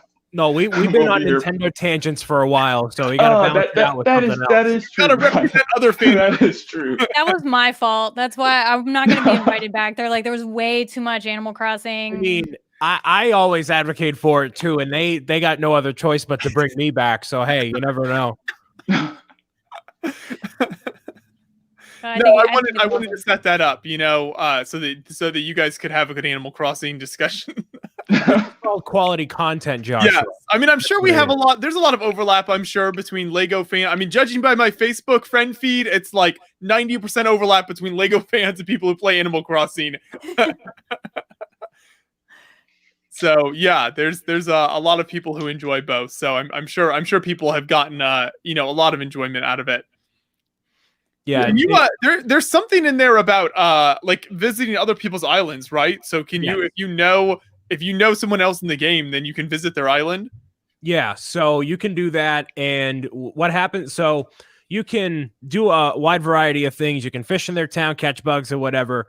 you only get a certain amount of recipes to craft certain items for your island. So like I have a bunch of them that like are duplicates. And if I sell them, they're not worth as much. So like I would go to a friend's island, drop them off. They'll give me their recipes and exchange fish and fruit. And, you know, if you buy a bunch of turnips in the stalk market, like that, like STALK stalk, then you can go to someone else's town and sell them for more money. And it, you know, you upgrade your house and fossils, and it's a whole interactive thing. It's like literally the perfect game for the circumstances of the world right now. It's the most like unintentional marketing thing Nintendo could ever hope for, and they jackpot right on it. Like, man, great job with that. And it sold like 14 million copies in like 10 days or something like that. Like, it's crazy numbers. There's good games out right now. I think I've been going back and forth between like Doom Eternal and Animal Crossing, and then by the time I'm tired of that, there'll be the Pokemon Sword and Shield DLC. So yep, I'm gonna be my pre-quarantine life is gonna be the same as my post-quarantine life, where I'm just inside playing video games. So you know, all the gamers, we're used to this. Just, you know, we're just sitting inside chilling, talking on Discord, wherever. You know, it's all the same. It's all fine. Good time to catch up on movies. Yep, exactly. All of that. Brickstar in chat says if I have to like Animal Crossing to bring back monorail, then so be it. So he's willing to to sacrifice to get monorail back. that just might do it, man. That just might be it. That's a good plug for the LAN. You can find monorail train fans out there. Connect with them. Exactly. Look at that. Even within the Lego train community, there's different fan groups. Yes. always good though. It's really always nice, like when you're talking like niche, like it's the same with gamers too. It's like, do you like the Animal Crossing? Do you like the, you know, the FPS? Do you like, you know, the RTS? So it's always really cool to kind of to see. You can't just be like a fan. Everybody has their own kind of subgroup to go off of, and I think it's awesome. So since we have relatively similar taste in video games, I'm obligated to ask what your favorite game of all time is. Oh my gosh, my favorite game of all time. It's the first BioShock. Wow, good choice. So good. Okay. So good. And I'm not going to spoil it, but that ending like blew my mind. Yep. I know that's like way different than Animal Crossing. I know. Yes, very. But like it's like that was incredible storytelling and so good. Yeah, so that's my favorite of all time. Usually everyone who says BioShock, it's usually Infinite, but the original BioShock, good. OG for me.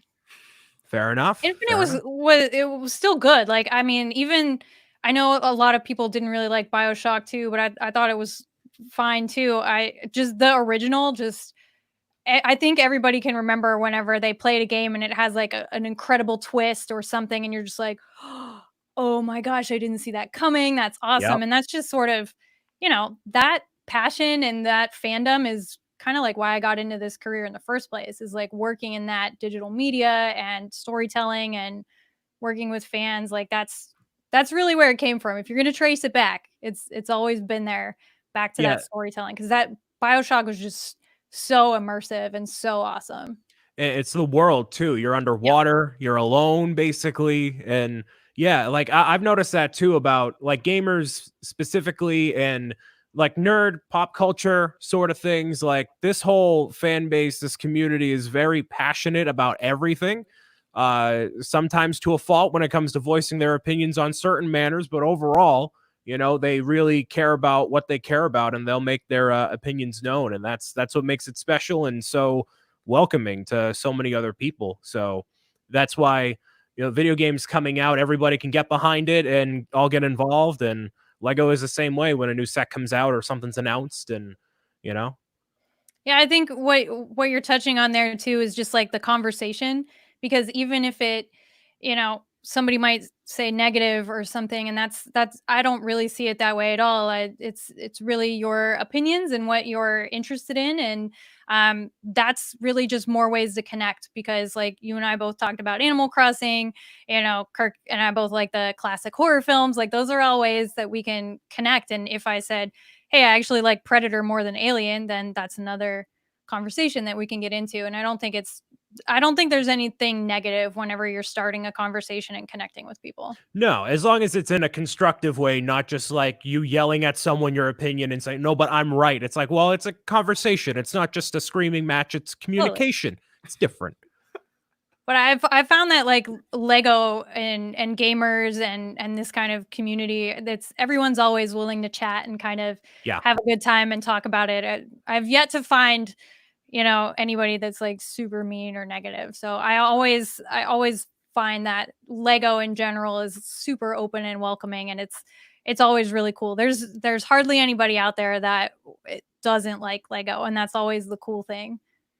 Yeah, no, it is a great connection point with people. Like everybody, I've found whenever I tell someone that I'm meeting for the first time, like what I do, everyone has their Lego story, whether they played with it as a kid or they play, their kids play with it now, whatever it might be. There's like some connection point there that almost every single person has, which makes it really, really great conversation starter. Yeah, for sure. I think, even talking about my story, it's like I didn't grow up playing and building it, but I had plenty of friends, and that was always why I was trying to hang out with the neighbor kids, because they had the best Lego. If they're watching, I'm sorry. I was there for the Lego. You knew which house to head to for the Lego collection. Oh, for sure. I'm like, oh, they got the new minifigs. Like, we got to get over there. Like, come on, let's go. So yeah, I think you're right. I think it just opens up so many doors, and just the creative conversation. And oh, you like monorail, you like train, you like minifigs, you like Harry Potter, you like Star Wars. There's so many things, and plenty of people are just in it for the artistry. There are so many incredible brick artists out there, and I think I mentioned LCP earlier. I should clarify, Lego Certified Professional. If you don't know, those are the pros out there that are building, and I think that's exactly, those are artists, and I think that's really equally awesome to kind of connect with somebody that's using brick as a medium. For sure, yeah, that's really great. And I know, Alyssa, we're approaching the 2-hour mark here, so you've been very generous with your time. Oh yeah, no worries. I'm getting summoned. Some of my IMs are like, I thought you were only going to be in the interview for an hour, so like, I definitely should get back to work, because there's like video proof that I'm not. So I want to kind of just don't share this with the AFOL Engagement Team that I've been on here so long. Like, help me out. You were talking about Animal Crossing. It's fine. It's all it's good. They're gonna be so mad. I wanted we'll kind of end with this with a final question. I always think it's interesting with people in kind of your field at Lego and in similar positions to you to ask, a lot of people out there see what you and your colleagues do and think, oh, that's a cool job. Maybe I'd be interested in pursuing that as a career someday. So what advice would you have for people who are maybe going into college or something like that, what to study, or maybe even past that as far as approaching that career? Yeah, I think that's an excellent question. I'm super glad you asked that, because I really found this role, and I didn't even know it existed. Like when I was in school, no one said, hey, did you know what market integration is? Like, no, like nobody talks like that. I think if you go for something that you're already passionate about, like for me, it was storytelling and celebrating all of those really awesome stories. My background's in digital writing for film and television. And here I am over here at Lego now doing this. So I think as long as you're following your passion, there's going to be a door that opens for you. And if you're interested, all of Lego's careers are online. It's super easy to search. There's plenty available all over the world. So if your dream job is to be at Lego, then check it out. Just be yourself. Lego is, of all the companies that I've worked at, just the one that has been so open to like, what do you bring to the table? And what are you passionate about? And how can we celebrate that? So if this all sounds good to you, then for sure, just keep doing what you're passionate about, because then it's not going to feel like work.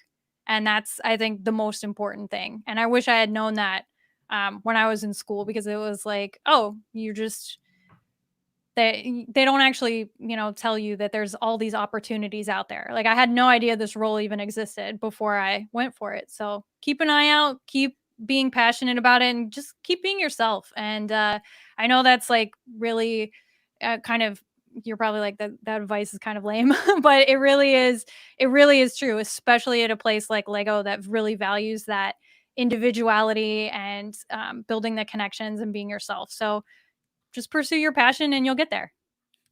Thank you. That's great advice. No, I think a lot of that also applies to people, looking to get into like YouTube channels and stuff like that. You can carry that over into a lot of different careers and pursuits. For sure. And my best advice, if you're just to wrap it up, if you want to go ahead and get recognized, if you want to connect with others in your area, if you want to just find events where you can go and see Lego on display near you, just check out lan.lego.com. And for sure, I think, I'll be seeing you guys on your streams, on your Instagrams, all of that good stuff. So I'm looking forward to seeing what you guys are all creating. We'll be here. We're going to keep making content. I know Vision's working on his builds. Brian's got his gaming streams. So lots more of exciting stuff to come. And check your spam, because sometimes I go into your spam whenever I email you guys. Oh, okay. not you guys as in like Joshua, because I think I'm getting through. But sometimes I reach out to folks and I don't hear back. And I think it's because my Lego email goes to your spam. So help me out. Check your spam sometimes. I might have already been trying to talk to you. That's true. You might have an email from Alyssa waiting for you. So. Yeah, don't leave me on red, you guys. Help me out. All right, everybody. It was so great. So good. Thank you so much for joining us, Alyssa. This has been fantastic. I appreciate you sharing all of your insight into what you do at Lego, the behind the scenes there, and thank you for the opportunities you've set up for us here at Beyond the Brick. They've been fantastic, and we really like working with you, so we appreciate it. Always looking forward to more. So keep on building, everybody. Thank you very much. That's right. We'll talk to you later then. Have a great day. Where did Vision go? Oh, there he is. Okay, cool. I'm right here. I didn't leave. Oh, boy. Oh, Star Destroyer charity event. Here we go. What are we at? 4,034.44. Nice. There we go. This is a good reminder. Everyone can go enter the raffle to win a massive Star Destroyer. You can see it behind Brian's head there. It's on display. It's only $5. Every $5 you donate to Creations for Charity gets you a chance to win that beautiful Star Destroyer right there, built and shipped by the one and only Bricks O'Brien, which is worth actually priceless. I don't think you can put a price on that now that I think about it. You really can't. So it's been in my presence, which people would pay either a lot of money for or no money at all. And actually, I'd have to pay them. But luckily, you can get the Star Destroyer for free. I am going to dust it off. So you're not getting my skin particles. I keep those. So it's going to get dusted. Don't worry. And it's 99% of pieces. I saw one person on Instagram on your post that was like, what does 99% of pieces mean? It's like, well, sometimes a stray piece goes missing here and there because, that happens, So it is structurally sound. It's real. This isn't 2D. I'm shaking it. I probably shouldn't be, but I'm shaking it. Okay, so it's a real thing. It's all there. I'm going to include a Darth Vader minifigure as well. And please help me get rid of it. Is the Darth Vader a bonus fig that doesn't come with it? Yes, it does not come with it. It does come with the 2 original minifigures that come with the set and the instructions. So my best friend Craig in here. And also, so I had multiple people send me a link to that mug. Thank you, Jeff. Thank you, Craig. The mug is on eBay. I can get it, no problem. It's $15. Beautiful. Awesome. Actually, that's a different mug. That is not the right mug, gentlemen. That has the Thunderbolt. It has the Thunderbolt for the handle. Hers did not have a Thunderbolt. It was just a bigger cup. Same design, different cup. But yes, that the Darth Vader is a bonus. And Craig said, if you win, do you get a free Bricks O'Brien minifigure? Well, I'm not saying I have one here, but maybe. We'll see. I can't comment on rumors and speculation. So, we'll see. We'll see. I like Constable Dickey in the chat asks, Josh, are you proud of Brian's fans for bringing the donation total so high? So listen, quickly? Kevin's just trying to.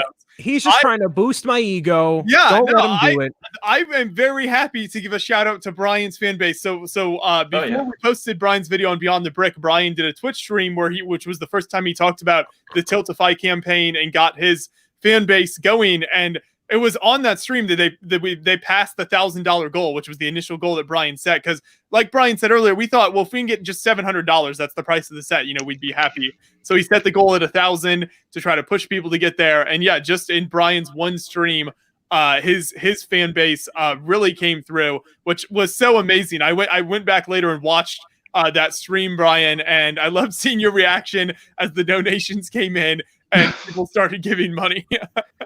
The people that watch me on the Twitch streams, they're like oddly electric when it comes to supporting like good causes and being good people, and I'm so thankful. And it hasn't quite hit me. I always say it all the time. It hasn't quite hit me to see how much support there is, and it's not just like support for me as a person, but like I can put out like, hey, here's this charity thing. This is going to kids who aren't going to get Lego sets otherwise, and it's a great cause, and it seems like a lot of people are behind it, and I couldn't be more thankful for that. So Constable Dickey and everyone else, like Aunt McLeod and Craig and Eli, like all these people that appear on my corner of the internet occasionally, I'm so thankful for it. So words cannot describe it.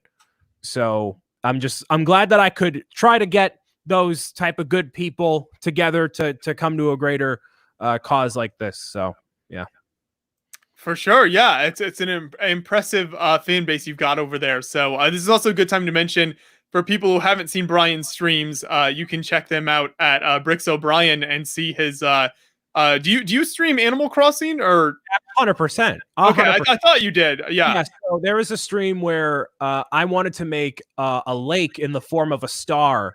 That way there could be each of the island fruits at the end of the star. And it took like an hour and a half trying to find a pixelated star that didn't look like garbage and actually make it in the game and interacting with the chat. And then there's a delay and people like, no, change it back to the way it was. I'm like, the way it was 2 steps ago. So there's a lot of craziness there. But yeah, Animal Crossing is always a good time. Yes, yeah. You do, let's see, Fortnite. I've seen some of that over there. Fortnite Fridays at 5, of course. Where would I be without Fortnite? It's great. And then every Thursday, you can find Brian here on Beyond the Brick streaming some fresh new piece of gaming content. Who knows what it'll be? Brian probably doesn't know. I don't know where I am right now. How do I know where I am on Thursday? It's fine. Yes, but it's great work. So yeah, let's see if we can keep the hype train rolling for the Creations for Charity raffle. We've passed 4,000.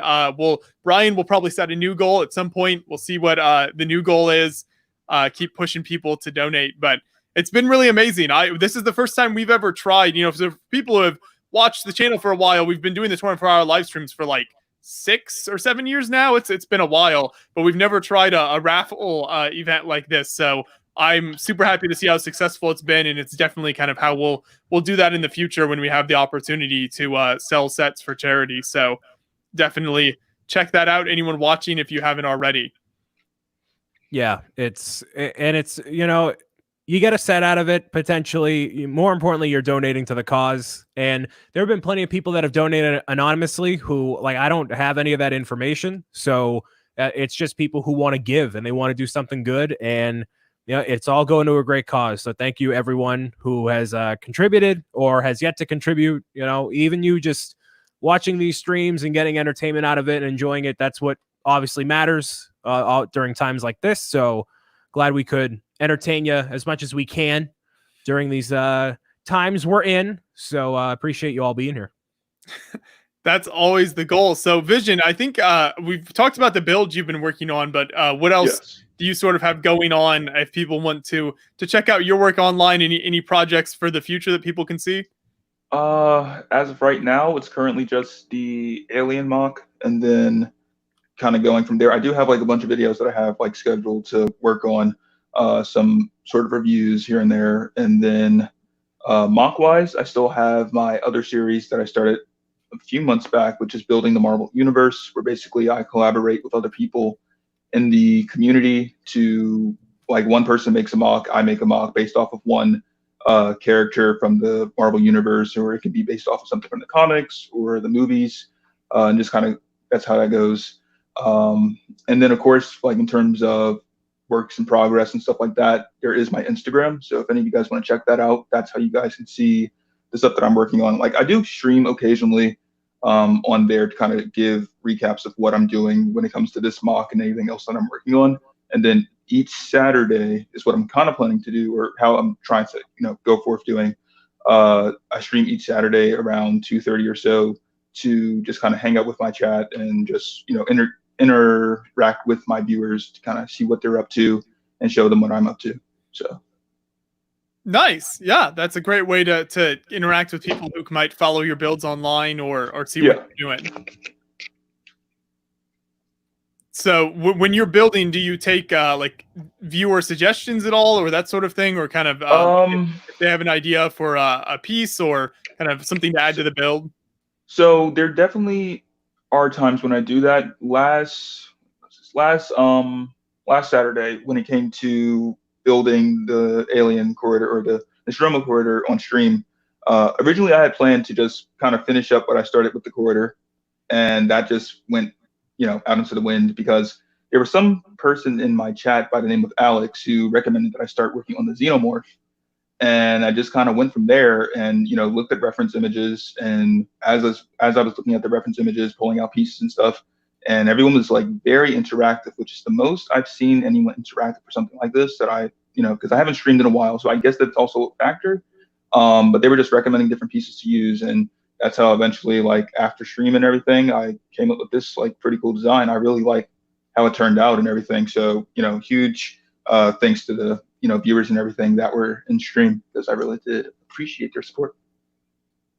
I think Craig has another question for you there about the turntable that you're building on. Oh, okay. So this turntable is actually something that I had to construct myself, because I did not feel like having to, buy a motorized one or anything like that. So I just went to Lowe's and Home Depot, because they have like the parts there to make one. So basically what it is taking this big round piece of wood. They have them in different sizes. I just went for, I think, the medium size. I probably will eventually need to get a bigger size, just in case I make anything bigger. And it's always good to have that extra amount of space, for, in preparation for things.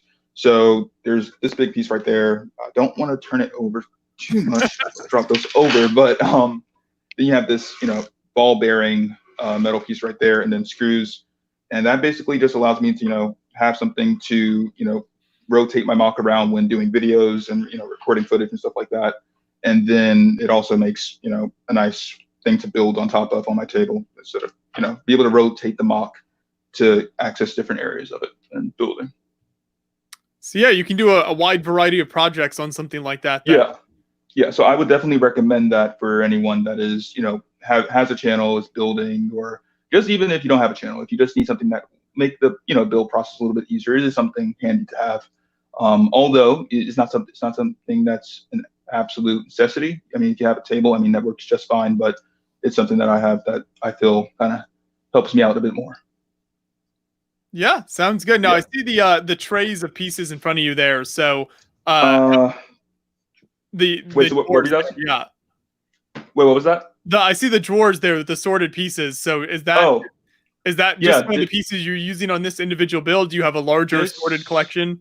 I have a much larger sorted collection, which is like on the other side of this camera, but I will not show that because it's kind of messy over there right now.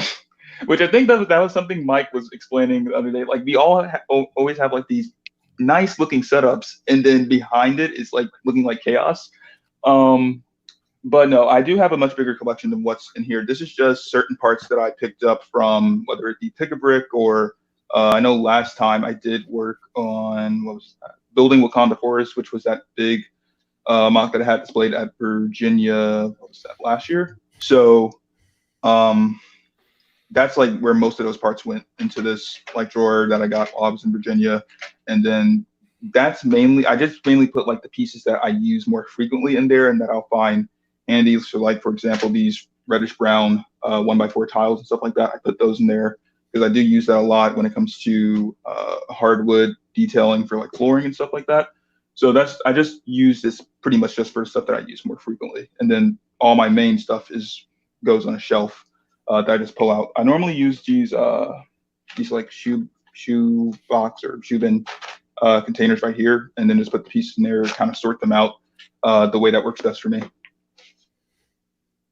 Nice. Yeah. I like what Brickstar says, that camera angles are key to organization. So yes, you don't actually have to organize anything as long as you frame it correctly. Yeah. Yeah. Brian, what's your space look like outside of the background there? So it actually has gone through quite a bit of organization the past couple of days because I've just been feeling a little funky considering the weather. You know, it was snowing up here a couple of days ago. Wow. It's been very dark and dreary, and I'm just like, bah. So I'm like, you know what? Instead of just like crying myself to sleep and binge eating Ben and Jerry's, I'm going to organize my stuff.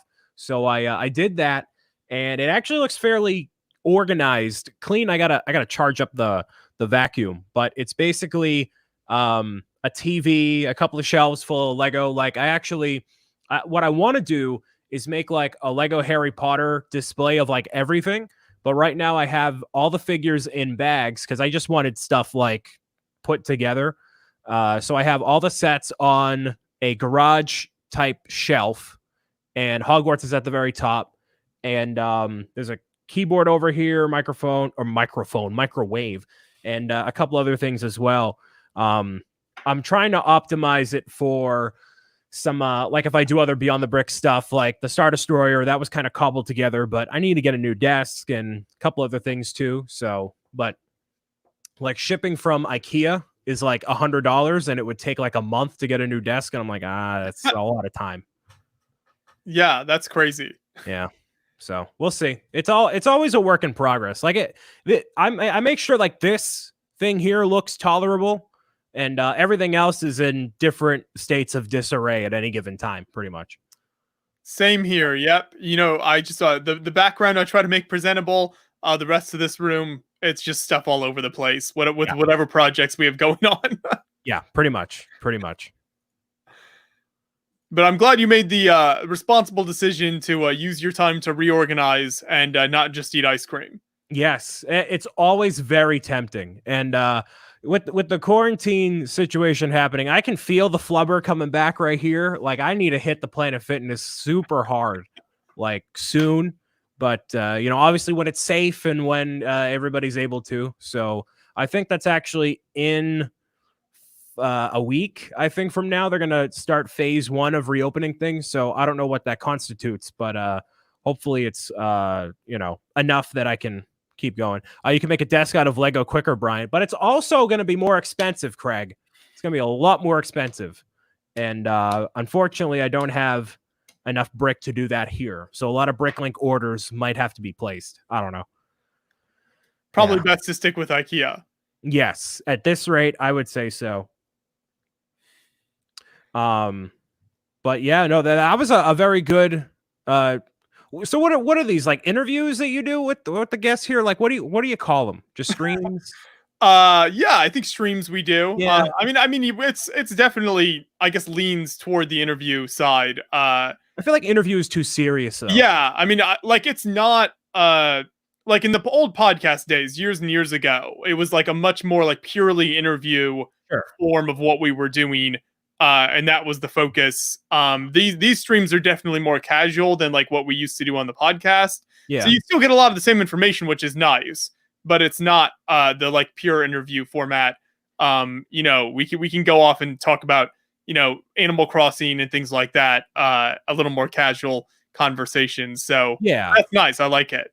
It's less of like, PR type answer. It's more like, casual instead of the formal clear-cut business thing. Yeah.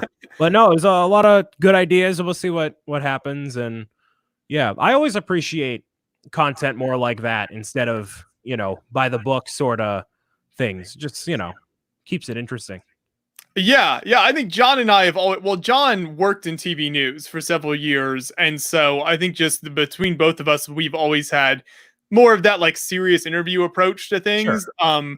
But it is good to do things, yeah, a little more casual sometimes, and it's nice to just have like more of a conversation on the stream. So I think that works well. That's the good dynamic about like, me being here, because I can be like professional too, and like, all right, put the business suit on, let's go, but like, try to add some flavor and variety to it. So it's a good balance I think we have here. Brian, spelled with an I, which is technically the correct way of spelling it, in case you didn't know that. Brian, can you with a trace Y. that back to like your European ancestors? Yes, that's actually a thing. Okay, I was told that by another Brian, not me, because I didn't know. Are you hoping to keep these streams like this after we get back to semi-normality? That is a question for Mr. Hanlon. I would hope so, because I like talking to you guys, but, you got stuff to do. Yeah, we don't have any plans to stop this right now. And with more and more shows getting canceled, even once people are kind of like going back and maybe things get back to a little more normal, I don't think the conventions will necessarily be happening. So that means John and I will still be here and have time to do the streams. So I think we'll keep this going for quite some time. Right now, that's the plan. We don't have any plans to stop it at the moment. So if you're enjoying these, which I hope you are, if you're watching, then you can plan on these for several more months at least, as we just take time to chat with people online until the shows come back. These people don't have anywhere else to go. Where are you going to go? What are you going to do? Nothing. You just stick around and hang out, Brixar says, I agree, except too much Animal Crossing. Listen, Brixar. All right. I can appreciate you really liking Monorail. You want that to come back. I know you're a very big advocate for it, but there needs to be something talked about more in the mainstream of the consciousness. And I'm trying to be relevant to the newer generation of Nintendo fans. And there is a time and place for Monorail, of course. And if you would like to discuss Monorail, you can go at Brix O'Brien on Twitter. We can have a conversation there. So yes, yeah, conversation. Yes, about all the monorail. Like, I would love to like. So I don't see. I wasn't a part of that era, so I genuinely don't grasp why a lot of the older fans are so adamant about monorail. So I'd love to hear some insight. Genuinely, I'm not just being sarcastic. Like, I want to know what the appeal is there in depth, not like in this chat here. Like, I want to talk to someone about it. So I'm serious. No, I'd say same for me. Yeah, I've never quite. That was before my time as well, so I never really understood the big appeal there. I think from what I've picked up talking to people, one of the big things is it's just the scarcity of it. So they didn't do, if they had released entire themes full of monorail, then I don't think it'd be nearly as big of a deal. But it was just like a few choice sets, and then they stopped doing it, and it became very hard to get your hands on. So I think that for a lot of people, that's what it is. But gotcha. Yeah, I'm sure there's other reasons as well. So if they ever come out with monorail again, I will make an Animal Crossing themed monorail and send Brixar the pictures, and two worlds will be matched up perfectly. You can have the characters, the sheep, whoever else is in there. The conductor, the creepy clown, of course. Studio Brickton says he likes the conversational format. It's nice to have playing in the background as I organize my Lego. So thank you. Yes, that's a good thing. With live streams. Any content that we make, you can always put it on in the background if you don't have time to like sit down and watch through the whole thing. Yeah, I mean, if you took away the video, this could be a podcast easily. People do this sort of stuff all the time, and it's been a good time to really experiment with new things and try new stuff. That's what we should all be doing, especially when you can't go out and hang out with friends or really family. You just sit around, build, and experiment with new types of stuff. So. That's right. I think it's working well for us. So we'll keep going for people. We've got Brian's gaming stream on Thursday, and then the idea spotlight that I do on Fridays now. Mike has his news show on Saturdays. So we try to line up as much content every week, in addition to what convention interviews that we have left that we're continuing to sprinkle in among the live streams. So we still have some of that from the Portland show, Bricks Cascade, that we went to, which was our last show that we were able to make it to this year. so far. So we still have some good interviews from there that we'll be releasing for people. Totally. Yeah. We also had, I should also shout out Boone's Arby's build that we posted yesterday. I didn't hear about that. So all of a sudden I see this is a paid sponsorship in the corner. I'm like, where are the Arby's? I was so confused by that when I saw that the other day. I was just like, wait, where did this come from? I knew it was such a good build. So can you extrapolate on this deal here?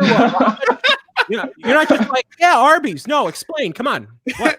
John and I just wandered into, we were in Atlanta. We wandered into the Arby's headquarters, ran into the CEO, and we were like, hey, you know what you need? You need a Lego build of Arby's in your office. You have the meat. You need the bricks. Yeah. There we go. No, the PR team that runs all of Arby's online social media and all that stuff reached out, and actually the guy, one of the guys who works for them, is a fan of Beyond the Brick, and so I think Arby's had reached out to them and said, hey, we'd like to do something with Lego, and this guy had seen Beyond the Brick and thought, well, this channel probably has the connections to be able to do this project for us, so they reached out to us and we went from there, and it was great. We were super happy with how it all turned out. It was a lot of fun. Boone did a great job both on the model. He reached out to Eclipse Graphics to get those custom minifigures made. He had a friend that helped him make the Arby's decals. So the whole thing just ended up really cool in the end. And I think Arby's and everyone involved on their end was super happy with it. We were super happy with how it turned out. We've gotten a good response in the comments. People enjoy it. I thought we'd get more comments from like our international audience, because Arby's is only in the US, so I was surprised we didn't get more comments from people who like had no idea what it was, because they don't live in the US.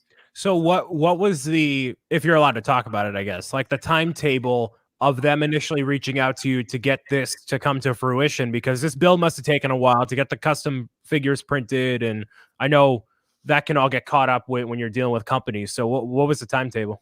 So it's been a couple months now. I think it took right about 2 months from when they sort of first reached out to us and we got Boone on board. And then by the time, he had to order pieces on Bricklink, get that custom stuff from Eclipse Graphics, all that stuff. So by the time that all was done and then we actually got the build posted, then it was right about 2 months. So did they pay you monetarily or in Arby's gift cards? What was the transaction? We definitely thought about negotiating a lifetime supply of Arby's contract, but it ended up just being monetarily. Gotcha. You can spend it on Arby's, just like with this $2 super chat going from Jeff. So free Arby's for life then. No, probably not, right? No, sadly not. Not for life, but we can spend some of the money that we made. But Jeff, your $2 will help Brian and his lunch fund get some Arby's. Let me tell you something. So I showed up at my house last night, Mr. Hanlon. I showed up last night. Now I showed up at like 2:30 in the morning because I'm a hardworking guy. All right, I'm busy watching stuff on Netflix. I'm relaxing, trying to mentally prepare myself for some quality content today. And my mother leaves out on the island wherever I have mail. Have something in the mail from one Timothy Hanlon. Who's that? So that's actually John's first name. But he doesn't go by that because that's my dad's name. So that's a fun little fact for you there. You're telling me that I've had your brother's name technically wrong? Well, no, everyone calls him John, but his legally his first name is Timothy, but it'd be too confusing because that's also my dad's name. I just learned a whole bunch right there. Okay. Okay. I don't have a Beyond the Brick shirt. I don't have your brother's name right. Anyways, so I show up and I see Timothy. Who's Timmy? And I just say that to myself as I'm walking through my house. I'm like, who's Timmy? I open it up. What do I see in there? Is a little note and a Chipotle gift card. Whoa. From all the super chats that have been sent in to literally Brian's lunch fund. So thank you for that. I thought you were just kidding, but you're not kidding. Thank you. No, we don't appreciate kid about that. serious things like Brian's lunch fund. We wouldn't get around with that. That is exactly what I'm going to order after this live stream here. So it's greatly appreciated. Thank you. You're Thank you. welcome. It's well deserved. So yeah, people, if you give in the super chat, that is Brian's lunch fund, and Quite you are literally. keep him energized for these streams, which makes the streams better. Yes, that's it right there, man. So yeah, thank you very much for that. But I was legit at like 3 o'clock in the morning. I'm like, who's Timmy? All right, cool. Good to know. Oh yeah, I forgot that it would arrive like that, but Yes, it was printed. It's official business when the name is printed on the envelope, and I'm like, oh, am I in trouble? Is this like a tax form I forgot about or something? All right, now we're good. Okay, good. So, but yeah, so there's a little fun fact you learned about John for the future. You can Good to file know. that one away. yes, and yes, Kevin, Constable Dickey, his name is Kevin, but yes, I did get the Chipotle money. So you're not just feeding the top 1/10 of 1% of Lego YouTubers by sending super chats. It does go to me in the Chipotle lunch fund. Don't worry. It's not just me and John siphoning off into our already overblown bank accounts. Not quite yet. Not quite yet.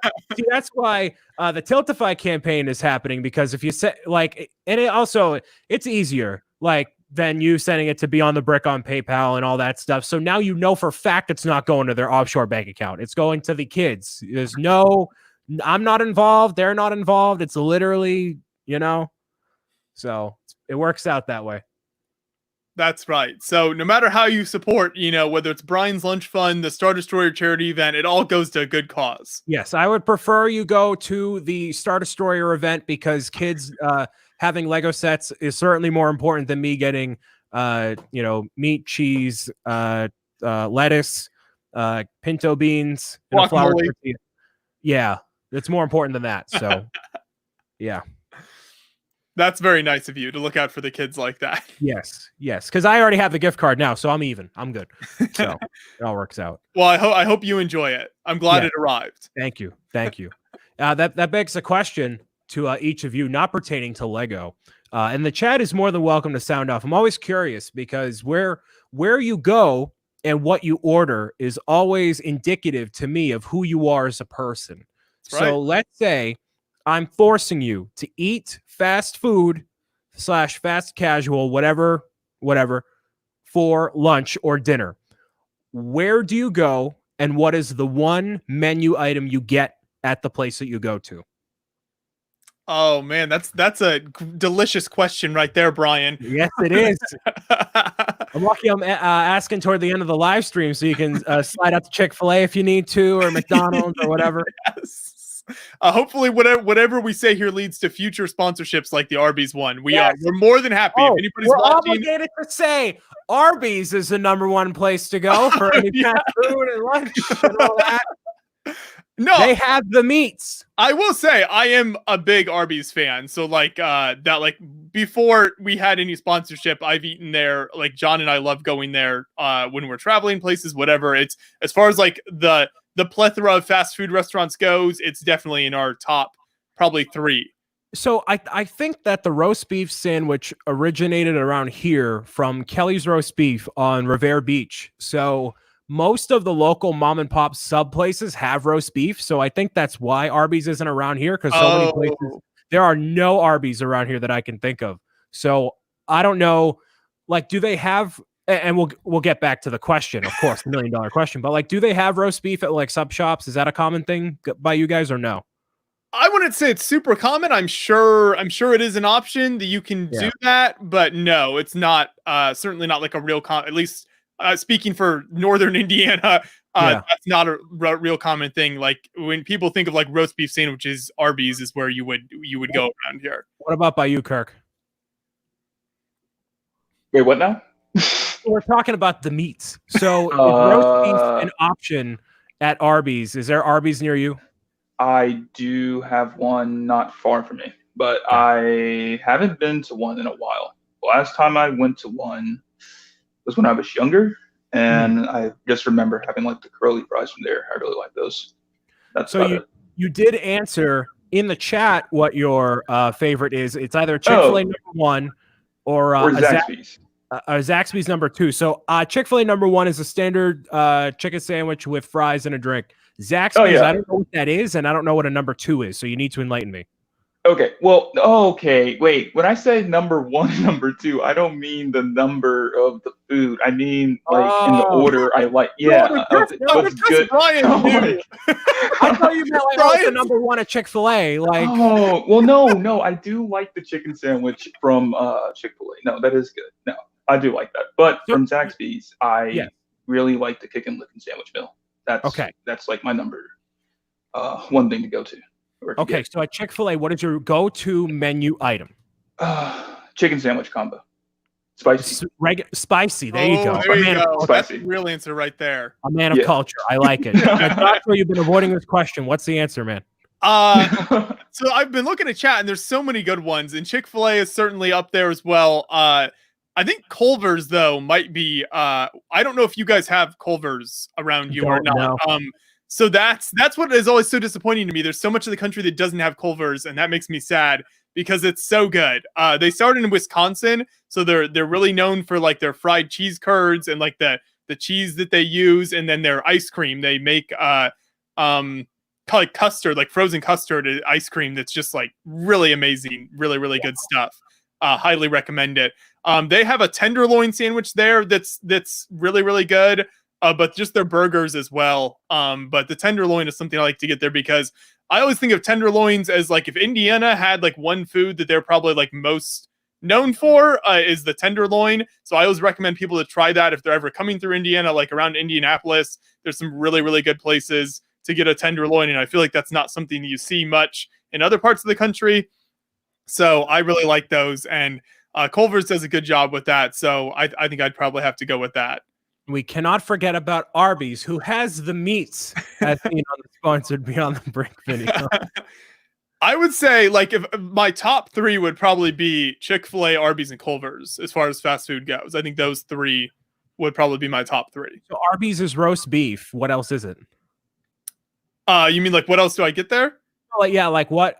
So roast beef is the main draw, but they have. Like, they have a lot of like the thing that, I mean, well, it's the whole thing with like they have the meats. They just make the craziest sandwiches. Like I just want to meet whoever comes up with like the sandwich ideas for Arby's, because it's like nothing holds them back. It's just like a pound of like 8 types of meat on a sandwich or something there, and they just sell that as a regular menu item. Man, so, I could get my 4th chin there if I really wanted to. I know you can't. It's too easy. So like they have like a smokehouse brisket sandwich that's good there. They have a lot of things that come and go from the menu, like specialty items that are really good. Well, they'll combine their roast beef with like chicken or various other types of meat and make some really good sandwiches out of it. I also think as far as they might have the best shakes of any fast food restaurant. In my opinion as well. I think their milkshakes there are really good. I love milkshakes, but like whenever I'm tempted to have one, I'm like, I know this is a bad decision, and it's never the right time. But like, man, are they good? Oh, goodness. Yes, it's true. I wish Alyssa had stuck around for this question because I feel like she would have some real deep insight. So when I send her the email of the QR code for Beyond the Brick, I'll be like, all right, we talked about fast food. What's your favorite fast food? Let's just catch you up on the chat, you know. That's the type of thing she would throw in in an email when she's like emailing us about some project to work on. She'd be like, what's your favorite fast food? That's what I love getting emails from her because it keeps it very lively. Yeah, totally. That's awesome. Yeah, Good question, Brian. There's a lot of contenders out there. I know people. I've never understood the obsession with In-N-Out on the West Coast. I feel like thank you. Yeah, it's ridiculous. The only reason they're obsessed with it is because they haven't gone to the rest of the country and they're elitist and they think it's the West Coast, so they have the best stuff and they just haven't tried other things. I felt so betrayed. So when I went to In-N-Out, I went to I did this circuit of going to Vegas and then to Anaheim and then San Diego, which I didn't even like Vegas. It was actually I had a really I'll circle back around. So when I went to In-N-Out, I felt so betrayed because I was with my cousin and he was like, yeah, I'll make it like about it. And he orders this stuff and he comes back out and he has these fries that have the sauce on them. I'm like, dude, how did you get those? And he's like, it's a secret menu item. I can't tell you. And I'm like, what are you talking about? There's secret menu items? I feel like I'm, second-class citizen over here at In-N-Out trying to get a side of fries. So I hate that I know they're trying to make people feel special and whatever, but secret menu items, come on, let me just give you more of my money. You know what I mean? I don't get it. I don't get the hype. Yeah. It was just okay. Right. I mean, it's not bad by any means. No, It's a good burger, but it certainly is nothing like the hype that people make it out to be. No, not even close. Like Shake Shack, same deal. Actually, so this brings me to the best burger I ever had. So let me just dive into this real quick because we got nothing else to talk about unless somebody else wants to ask a question in the chat. No, this is great. So when I went to Las Vegas in 2017, like that same circuit, and it was on we were going to Disneyland, and it was like, oh, we'll just stay there for a day and go there. And on the second to last day, I went to, I believe it's Planet Hollywood, and it's Gordon Ramsay's burger place. Gentlemen, when I tell you that I put the burger down after every bite to savor the taste of the burger, I'm not kidding. Wow. It was unfathomably good. Like me and food, we're like this, it's gone, right? That burger, every single bite, I put it down after, like it hit my taste buds. I felt alive. It was magical. Like nothing has compared since. So if anyone is in Vegas, go to that place. All right. There's nowhere else you need to go. Casinos, forget it. No. Go to the burger place. Really, truly. It'll change your life more than any amount of money at a casino would. I promise you. That's good to know. And actually, it's funny enough, John and I were planning to go to Vegas for a few days when we went to Bricks by the Bay this year. And unfortunately, I think that show's going to get canceled and we'll end up canceling that trip. But for the future, we will keep that one in mind. Yes. Oh my goodness. It's so good. And like I went and had like the Caesar's buffet as well. Like that was okay. Lobster. I'm not a lobster guy, so whatever. But like that burger, oh my goodness. It was amazing. Bricks are asking, have you ever gone to Black Tap? I don't know what that is. Yeah, I don't think I've heard of that either. No. Did you go to the anime noodle bar on the strip? No. I went to a ramen place in New York when I was most recently with you guys. It was really good. I forget the name of the place, but I haven't gone to any other place like that. And yes, it is better than rice pudding. It's very good. Very, very good stuff. So John and I love hitting up. Oh, go ahead. No, I was going to say, I don't know if you guys are as much a food, not that I'm a foodie, but like, I don't know if there's any other thing you're passionate about, like, when it comes to food, because Kirk looks very indifferent to this food. You talk about this burger. He's like, I'm just sitting back listening. What? I'm just sitting back listening. Food. I want to hear from you, Kirk. Okay, let's see. I know, like, I really like pizza. Good. Where? From pizza, where? It's going to have to, you see, that's a tough question. Well, actually, no, it's not that tough. I actually have to say Marco's Pizza. Your pizza's really good. I would recommend it. Trying to think, besides pizza, if we're talking burgers, I guess Wendy's, I'm going to have to say, not Burger King, although I do eat Burger King here and there, but I prefer Wendy's. And then if we're talking chicken, then it's Chick-fil-A, of course. Yeah, has to be. That's just by default. I know there's like one person who hasn't. I talk to him like quite often. He's like he has not been to Chick-fil-A yet because he's in New Mexico and the area that he lives in does not have one. So he's just like every time we talk about it and we're on the phone with him, he's just like, "Can you guys just stop talking about it? Because I feel like I'm just in pain because he hasn't been able to taste it yet until he's like able to come and visit or whatever." So I'm just like, well, when you get the chance, just give it a try because you won't regret it. And that's just kind of how it is. But that's about it. Wait, Cafe Con Lego says Wendy's really. Yes, Wendy's. I feel like for some reason I appreciate their burgers more than Burger King. Although Burger King does have like their bacon burgers that are like I'd say are pretty good. But I do prefer Wendy's over Burger King. Square patty makes a difference, man. It really does. Yeah, definitely. I like Wendy's new breakfast. I don't know if you've tried that yet. I haven't tried that yet. I think it's good. They make some good stuff there. You should tell your friend to go to Brick Fair, Virginia, and he can eat Chick-fil-A. You see, yeah.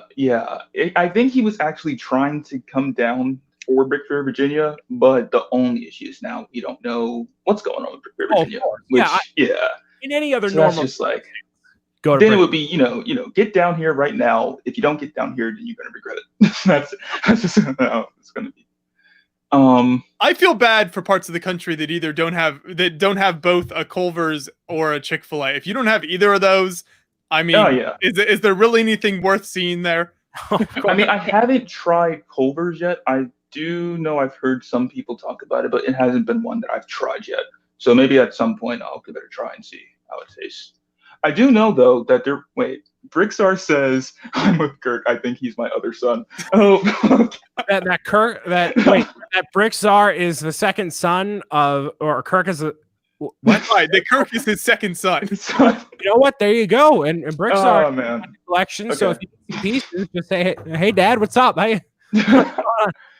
So I think I did see Craig said something about we need to get Joshua to have a bucket list of movies, and I don't know. I mean, what does Craig recommend in the chat if he's still here? Because I mean, what has that is a good question. What has Joshua watched? Not very much, apparently. Not very much. Okay, I guess. No, I think Brian and I were having a discussion about this on one of the past streams, and we realized that I was supposed to be catching up on movies in quarantine, and I've not been doing a good job of that. Yeah, that's just kind of okay. Well, okay. The first one Craig says is Back to the Future. I've seen that. So okay, we're one down. We're good. How the entire trilogy or just the first one? No, I've seen the entire trilogy. Actually, probably a couple different times. Yeah, which is unusual for me to watch something multiple times. But yeah. Yeah. All right, so that's good. I think Back to the Future is okay. I don't know. I've never like gotten parts of the movies. There are like certain parts I'm like, oh, this is really cool. But like as a whole, I've never gotten like super into it. I really like the first one. The third one is where it's like it's not the best. The second one I really like because it actually has to do with the whole future aspect. So I really like that one. The first, but of course, I think that's normally how it goes. I haven't really seen movies where it's like the original is like the worst. It's more so the case of the original is, great. And then the second one tends to kind of, vary. Sometimes it's good. Sometimes it's, not that good. And sometimes it's even better than the first. But the third one, I just feel like it didn't really do it for me. Like I enjoyed watching it, but I don't know. I feel like there could have been a different aspect they could have gone for instead of the whole Western thing. Maybe like something. Wait a second. Oh no, Kevin has an issue with me in the chat. Kevin says don't badmouth the Western. Yeah, I was just gonna say, I'm sorry, Kevin. It's not. The Western one is the coolest because it's like got that sort of like historical vibe to it. It's that is. It's true. okay, Vision. All the old people like the Western stuff. It's fine. They can have it. I have Nintendo. You have whatever you like. I mean, yep. It's there just it how is. And you're not Brixar's son anymore. You've been demoted. Wow, such a short-lived relationship. Oh my God. It's not that I don't like it. It's just that I don't know. I just enjoyed the first two more than the third one for some reason. Like I did enjoy like that little part in the third movie where they like have the whole invention of the Frisbee thing where they throw the plate and it's like this is how the Frisbee was invented. So I did like that part. That was kind of cool. But I think I don't know. I just feel like it didn't really do it for me. I enjoyed watching it, but it wasn't all the way there. Although, like, I did enjoy seeing, like, when Doc, he does end up getting married. That was cool to see. I enjoyed that sort of ending. So that was nice.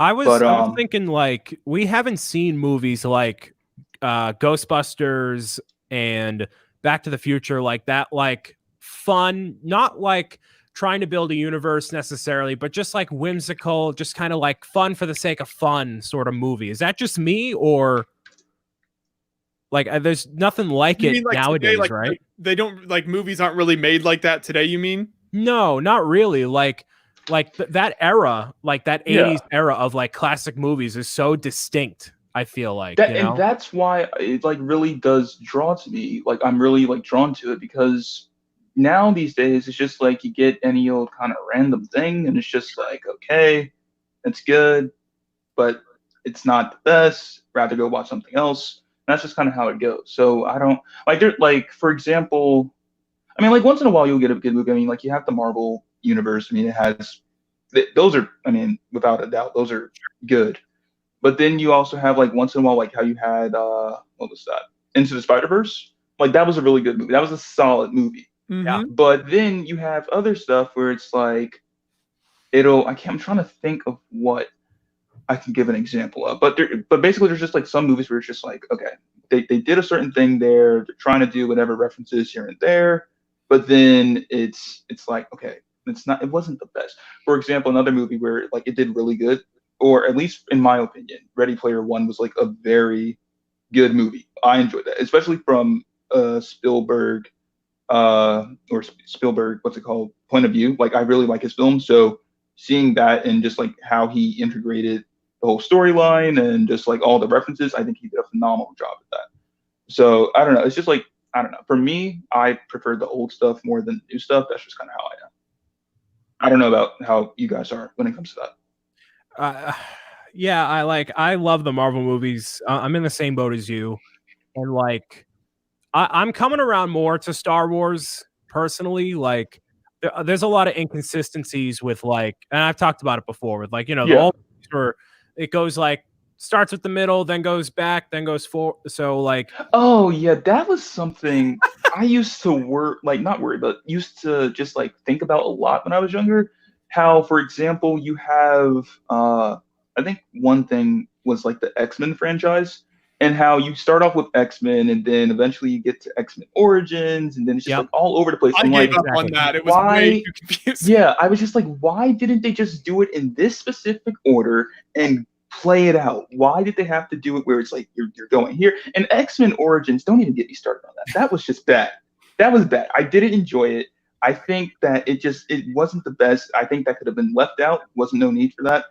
They could have just did something else. The recent X-Men films, I don't know. I feel like they've been all right, except for yeah, Days of Future Past was good. I enjoyed that, and even when watching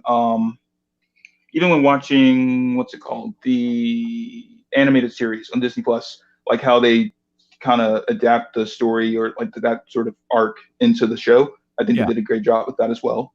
But then when you have Dark Phoenix, that just that didn't do it for me. I felt like that was just like, all right. I feel like that would be the second time they've done a live action adaptation of that storyline, and I just feel like it didn't really do it. Yeah. But I think like in terms of Wolverine, I did really enjoy Logan, and then the movie that was just Wolverine where he's like in, I think that was Tokyo or something like that. So those two were really good. I really do enjoy those as films for the X-Men franchise. The newest thing that's come out that I've been excited about news-wise is the Russo brothers taking on a live-action Hercules. Oh, I heard about that. I had said among my friends, and I believe in some of my streams, like if there's any Disney movie that could use like a remake on like a grand scale with modern CGI with an incredible voice cast, it would be Hercules, just because of the music and the aesthetic and the story. Like I'm so excited for that, and especially the Russo brothers. Like that's one of the few movies that has been announced recently that I'm like genuinely very excited for and seeing how it goes. Yeah. I've never seen the original. That's one of the movies I'm supposed to be watching. I guess then you need to add it to your bucket list, Joshua. I guess that's what needs to happen. Like I'm actually so I was watching the other day the behind the scenes of The Mandalorian. They're coming out every week. Mm-hmm. Like, you know, talk about the director. Oh, I haven't been able to watch those yet. It's very, very good. And like I think that, you know, I'm sure every movie is made with as much love and care as possible, but just like seeing the perspective that those directors and what amount of thought goes into something like that is just incredible. And I want to see more of that and have it show. Like The Mandalorian was so good. Like, have you seen that, Josh? No, that John watched it and has been telling me I need to, because obviously people are making builds based on it. So it's sort of like for my job, I should be watching it in addition to just in general. So I definitely is like high up on the list, and at some point in the near future, I'm planning to do that. Absolutely. Craig also did say that, okay, so for more on your bucket list, he says you need to watch The Shining. He says you need to watch Halloween. I would assume horror he's movies referring are to out the for me. original. Sorry. That's Okay, not so really my Craig, thing. I guess you're going to have to just put that away. You should watch The Goonies, though, if you haven't. The Goonies is very good. That's always been one I've Yeah. kind of in the back of my mind to see. Yeah, those, like, a lot of Spielberg's films are like, it just has like that, gold. to John it. and I have really visited think the Rock on the Oregon coast where they filmed that part of it, Oh. which was cool to see. But yeah, I've never actually sat down and watched the movie. so. Okay, got it. But I appreciate all the input from people. I will catch up on these things eventually. Eventually, but you got to make sure that he, doesn't stay too focused on it. Otherwise, we won't be getting, this great content over here on the channel. So, yeah, we can't put a hold on that. Well, yeah, that's what I've been doing the past couple of days. Is like, you're doing stuff all the time. You got to refill that emotional tank with some Mandalorian or some other movies or whatever you got going on. That's what I've been doing as well. Like just like sitting back and building, just kind of rewatching some films that I've enjoyed over past, like what was that? I think that was a couple of weeks back. I rewatched the original, or just like the Daredevil movie. That came out before the whole MCU thing. So that was when Ben Affleck, before he was Batman, was actually a Marvel character. So that was an interesting one to rewatch. And then, you have your, Tobey Maguire Spider-Man movies. I love those. That's like out of any of the old, prior pre-MCU movies, that would definitely have to be my favorite franchise to watch. And I think it's just also because I'm a big Spider-Man fan. So that's also a plus to it. So definitely.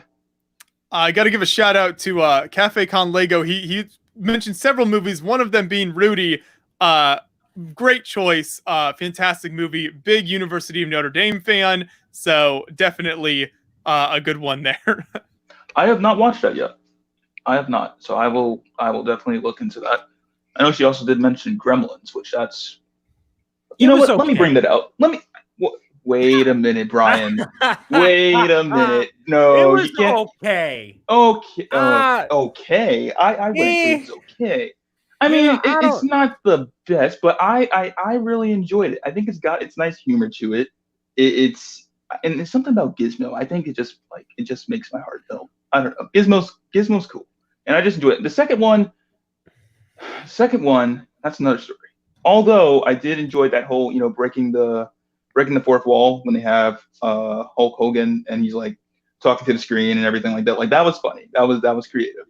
But I think I actually enjoy the original more. But what I will do I'll let you guys talk for a bit. I'm gonna go grab something because I have all my movies right in this closet. Listen, we got like 3 minutes left, Vision. I don't know if you got time to go through all.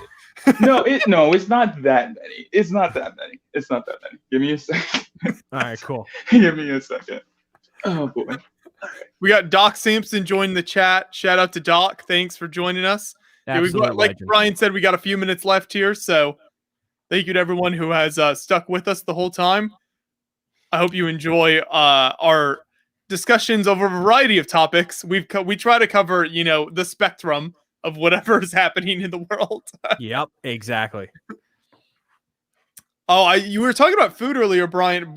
Specifically when you mentioned burgers, it reminded me years and years ago when I was with my family in Boston. We went to the Boston Burger Company restaurant, and we really liked that. I don't know if you've gone there very much or what your thoughts are on that, but we thought that was very good.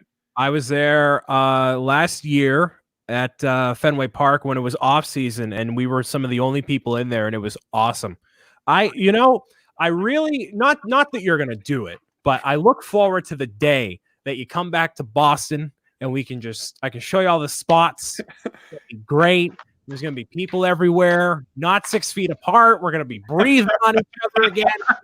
Awesome. I look forward to that as well. We would love to visit you out in Boston and get you to give us the local tour. You will get the best local tour. It gives me something to look forward to, man. It's good stuff.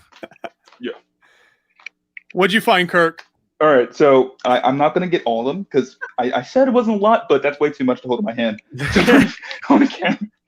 So, I mean, we have Top Gun right here. There you go. Great movie. I watched that the other day. That might be my favorite movie soundtrack of all time. I listened to that, the I don't know how many soundtrack. times. The soundtrack on that movie is great. I enjoy it. We got, of course, just talking about that, Back to the Future. We have Gremlins, which, according to Brian, he doesn't think it's good. He thinks that it's all right. And I don't like that thought, Brian, okay? I don't like that thought. I don't like that thought. I'm messing with you, though. Yeah. We have Goonies right here. So that's another.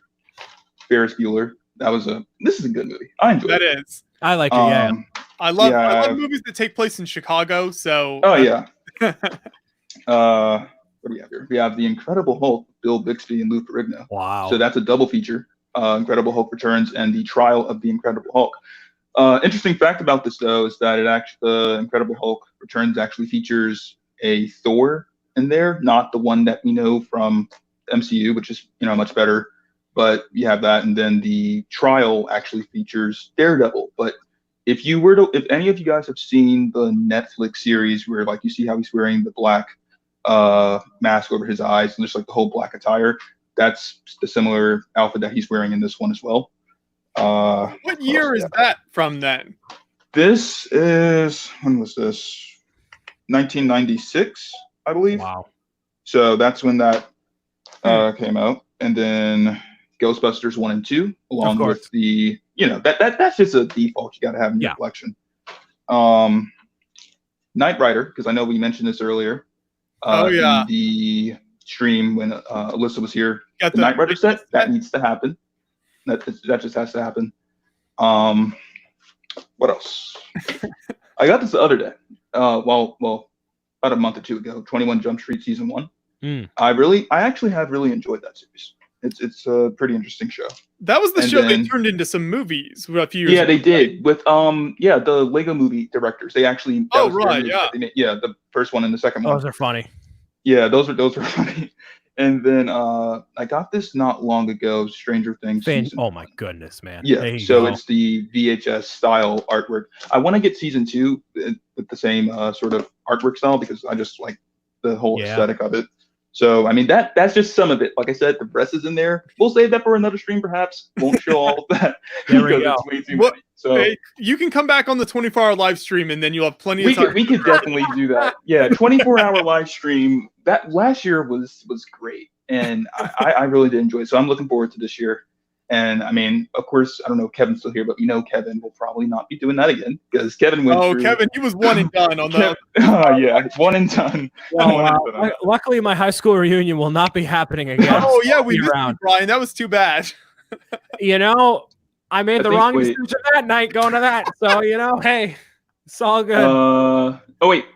Kevin says nope in all caps. In all caps, he says no. E-Logger does say it as well as the A-Team. Yeah, A-Team is good. I don't, unfortunately, have that on DVD. I do want to try and get my hands on that eventually so I can, watch the entire series. But I just have a special place in my heart for classics. That's just how I am. That's how I'll always be. That's just kind of how that goes. So you get a whole 6-hour block during the 24-hour live stream. There you go. Yep. I will take that. There you go. We've got 8 hours for Brian for Nintendo. We've got to get him 8. You get 6 for the classics.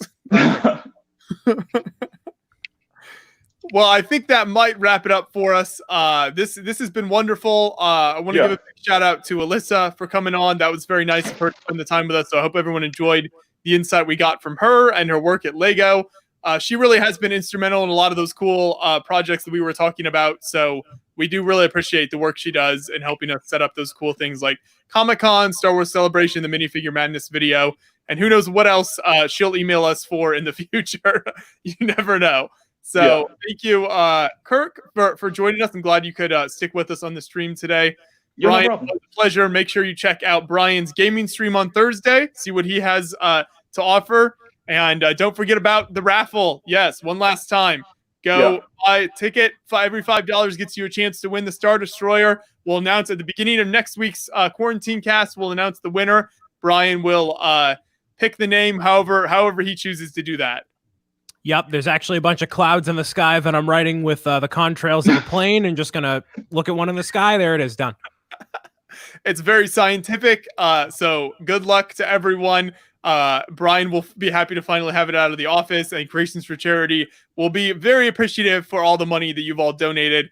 Let's see if we can keep it going, and who knows what goal we'll get to next.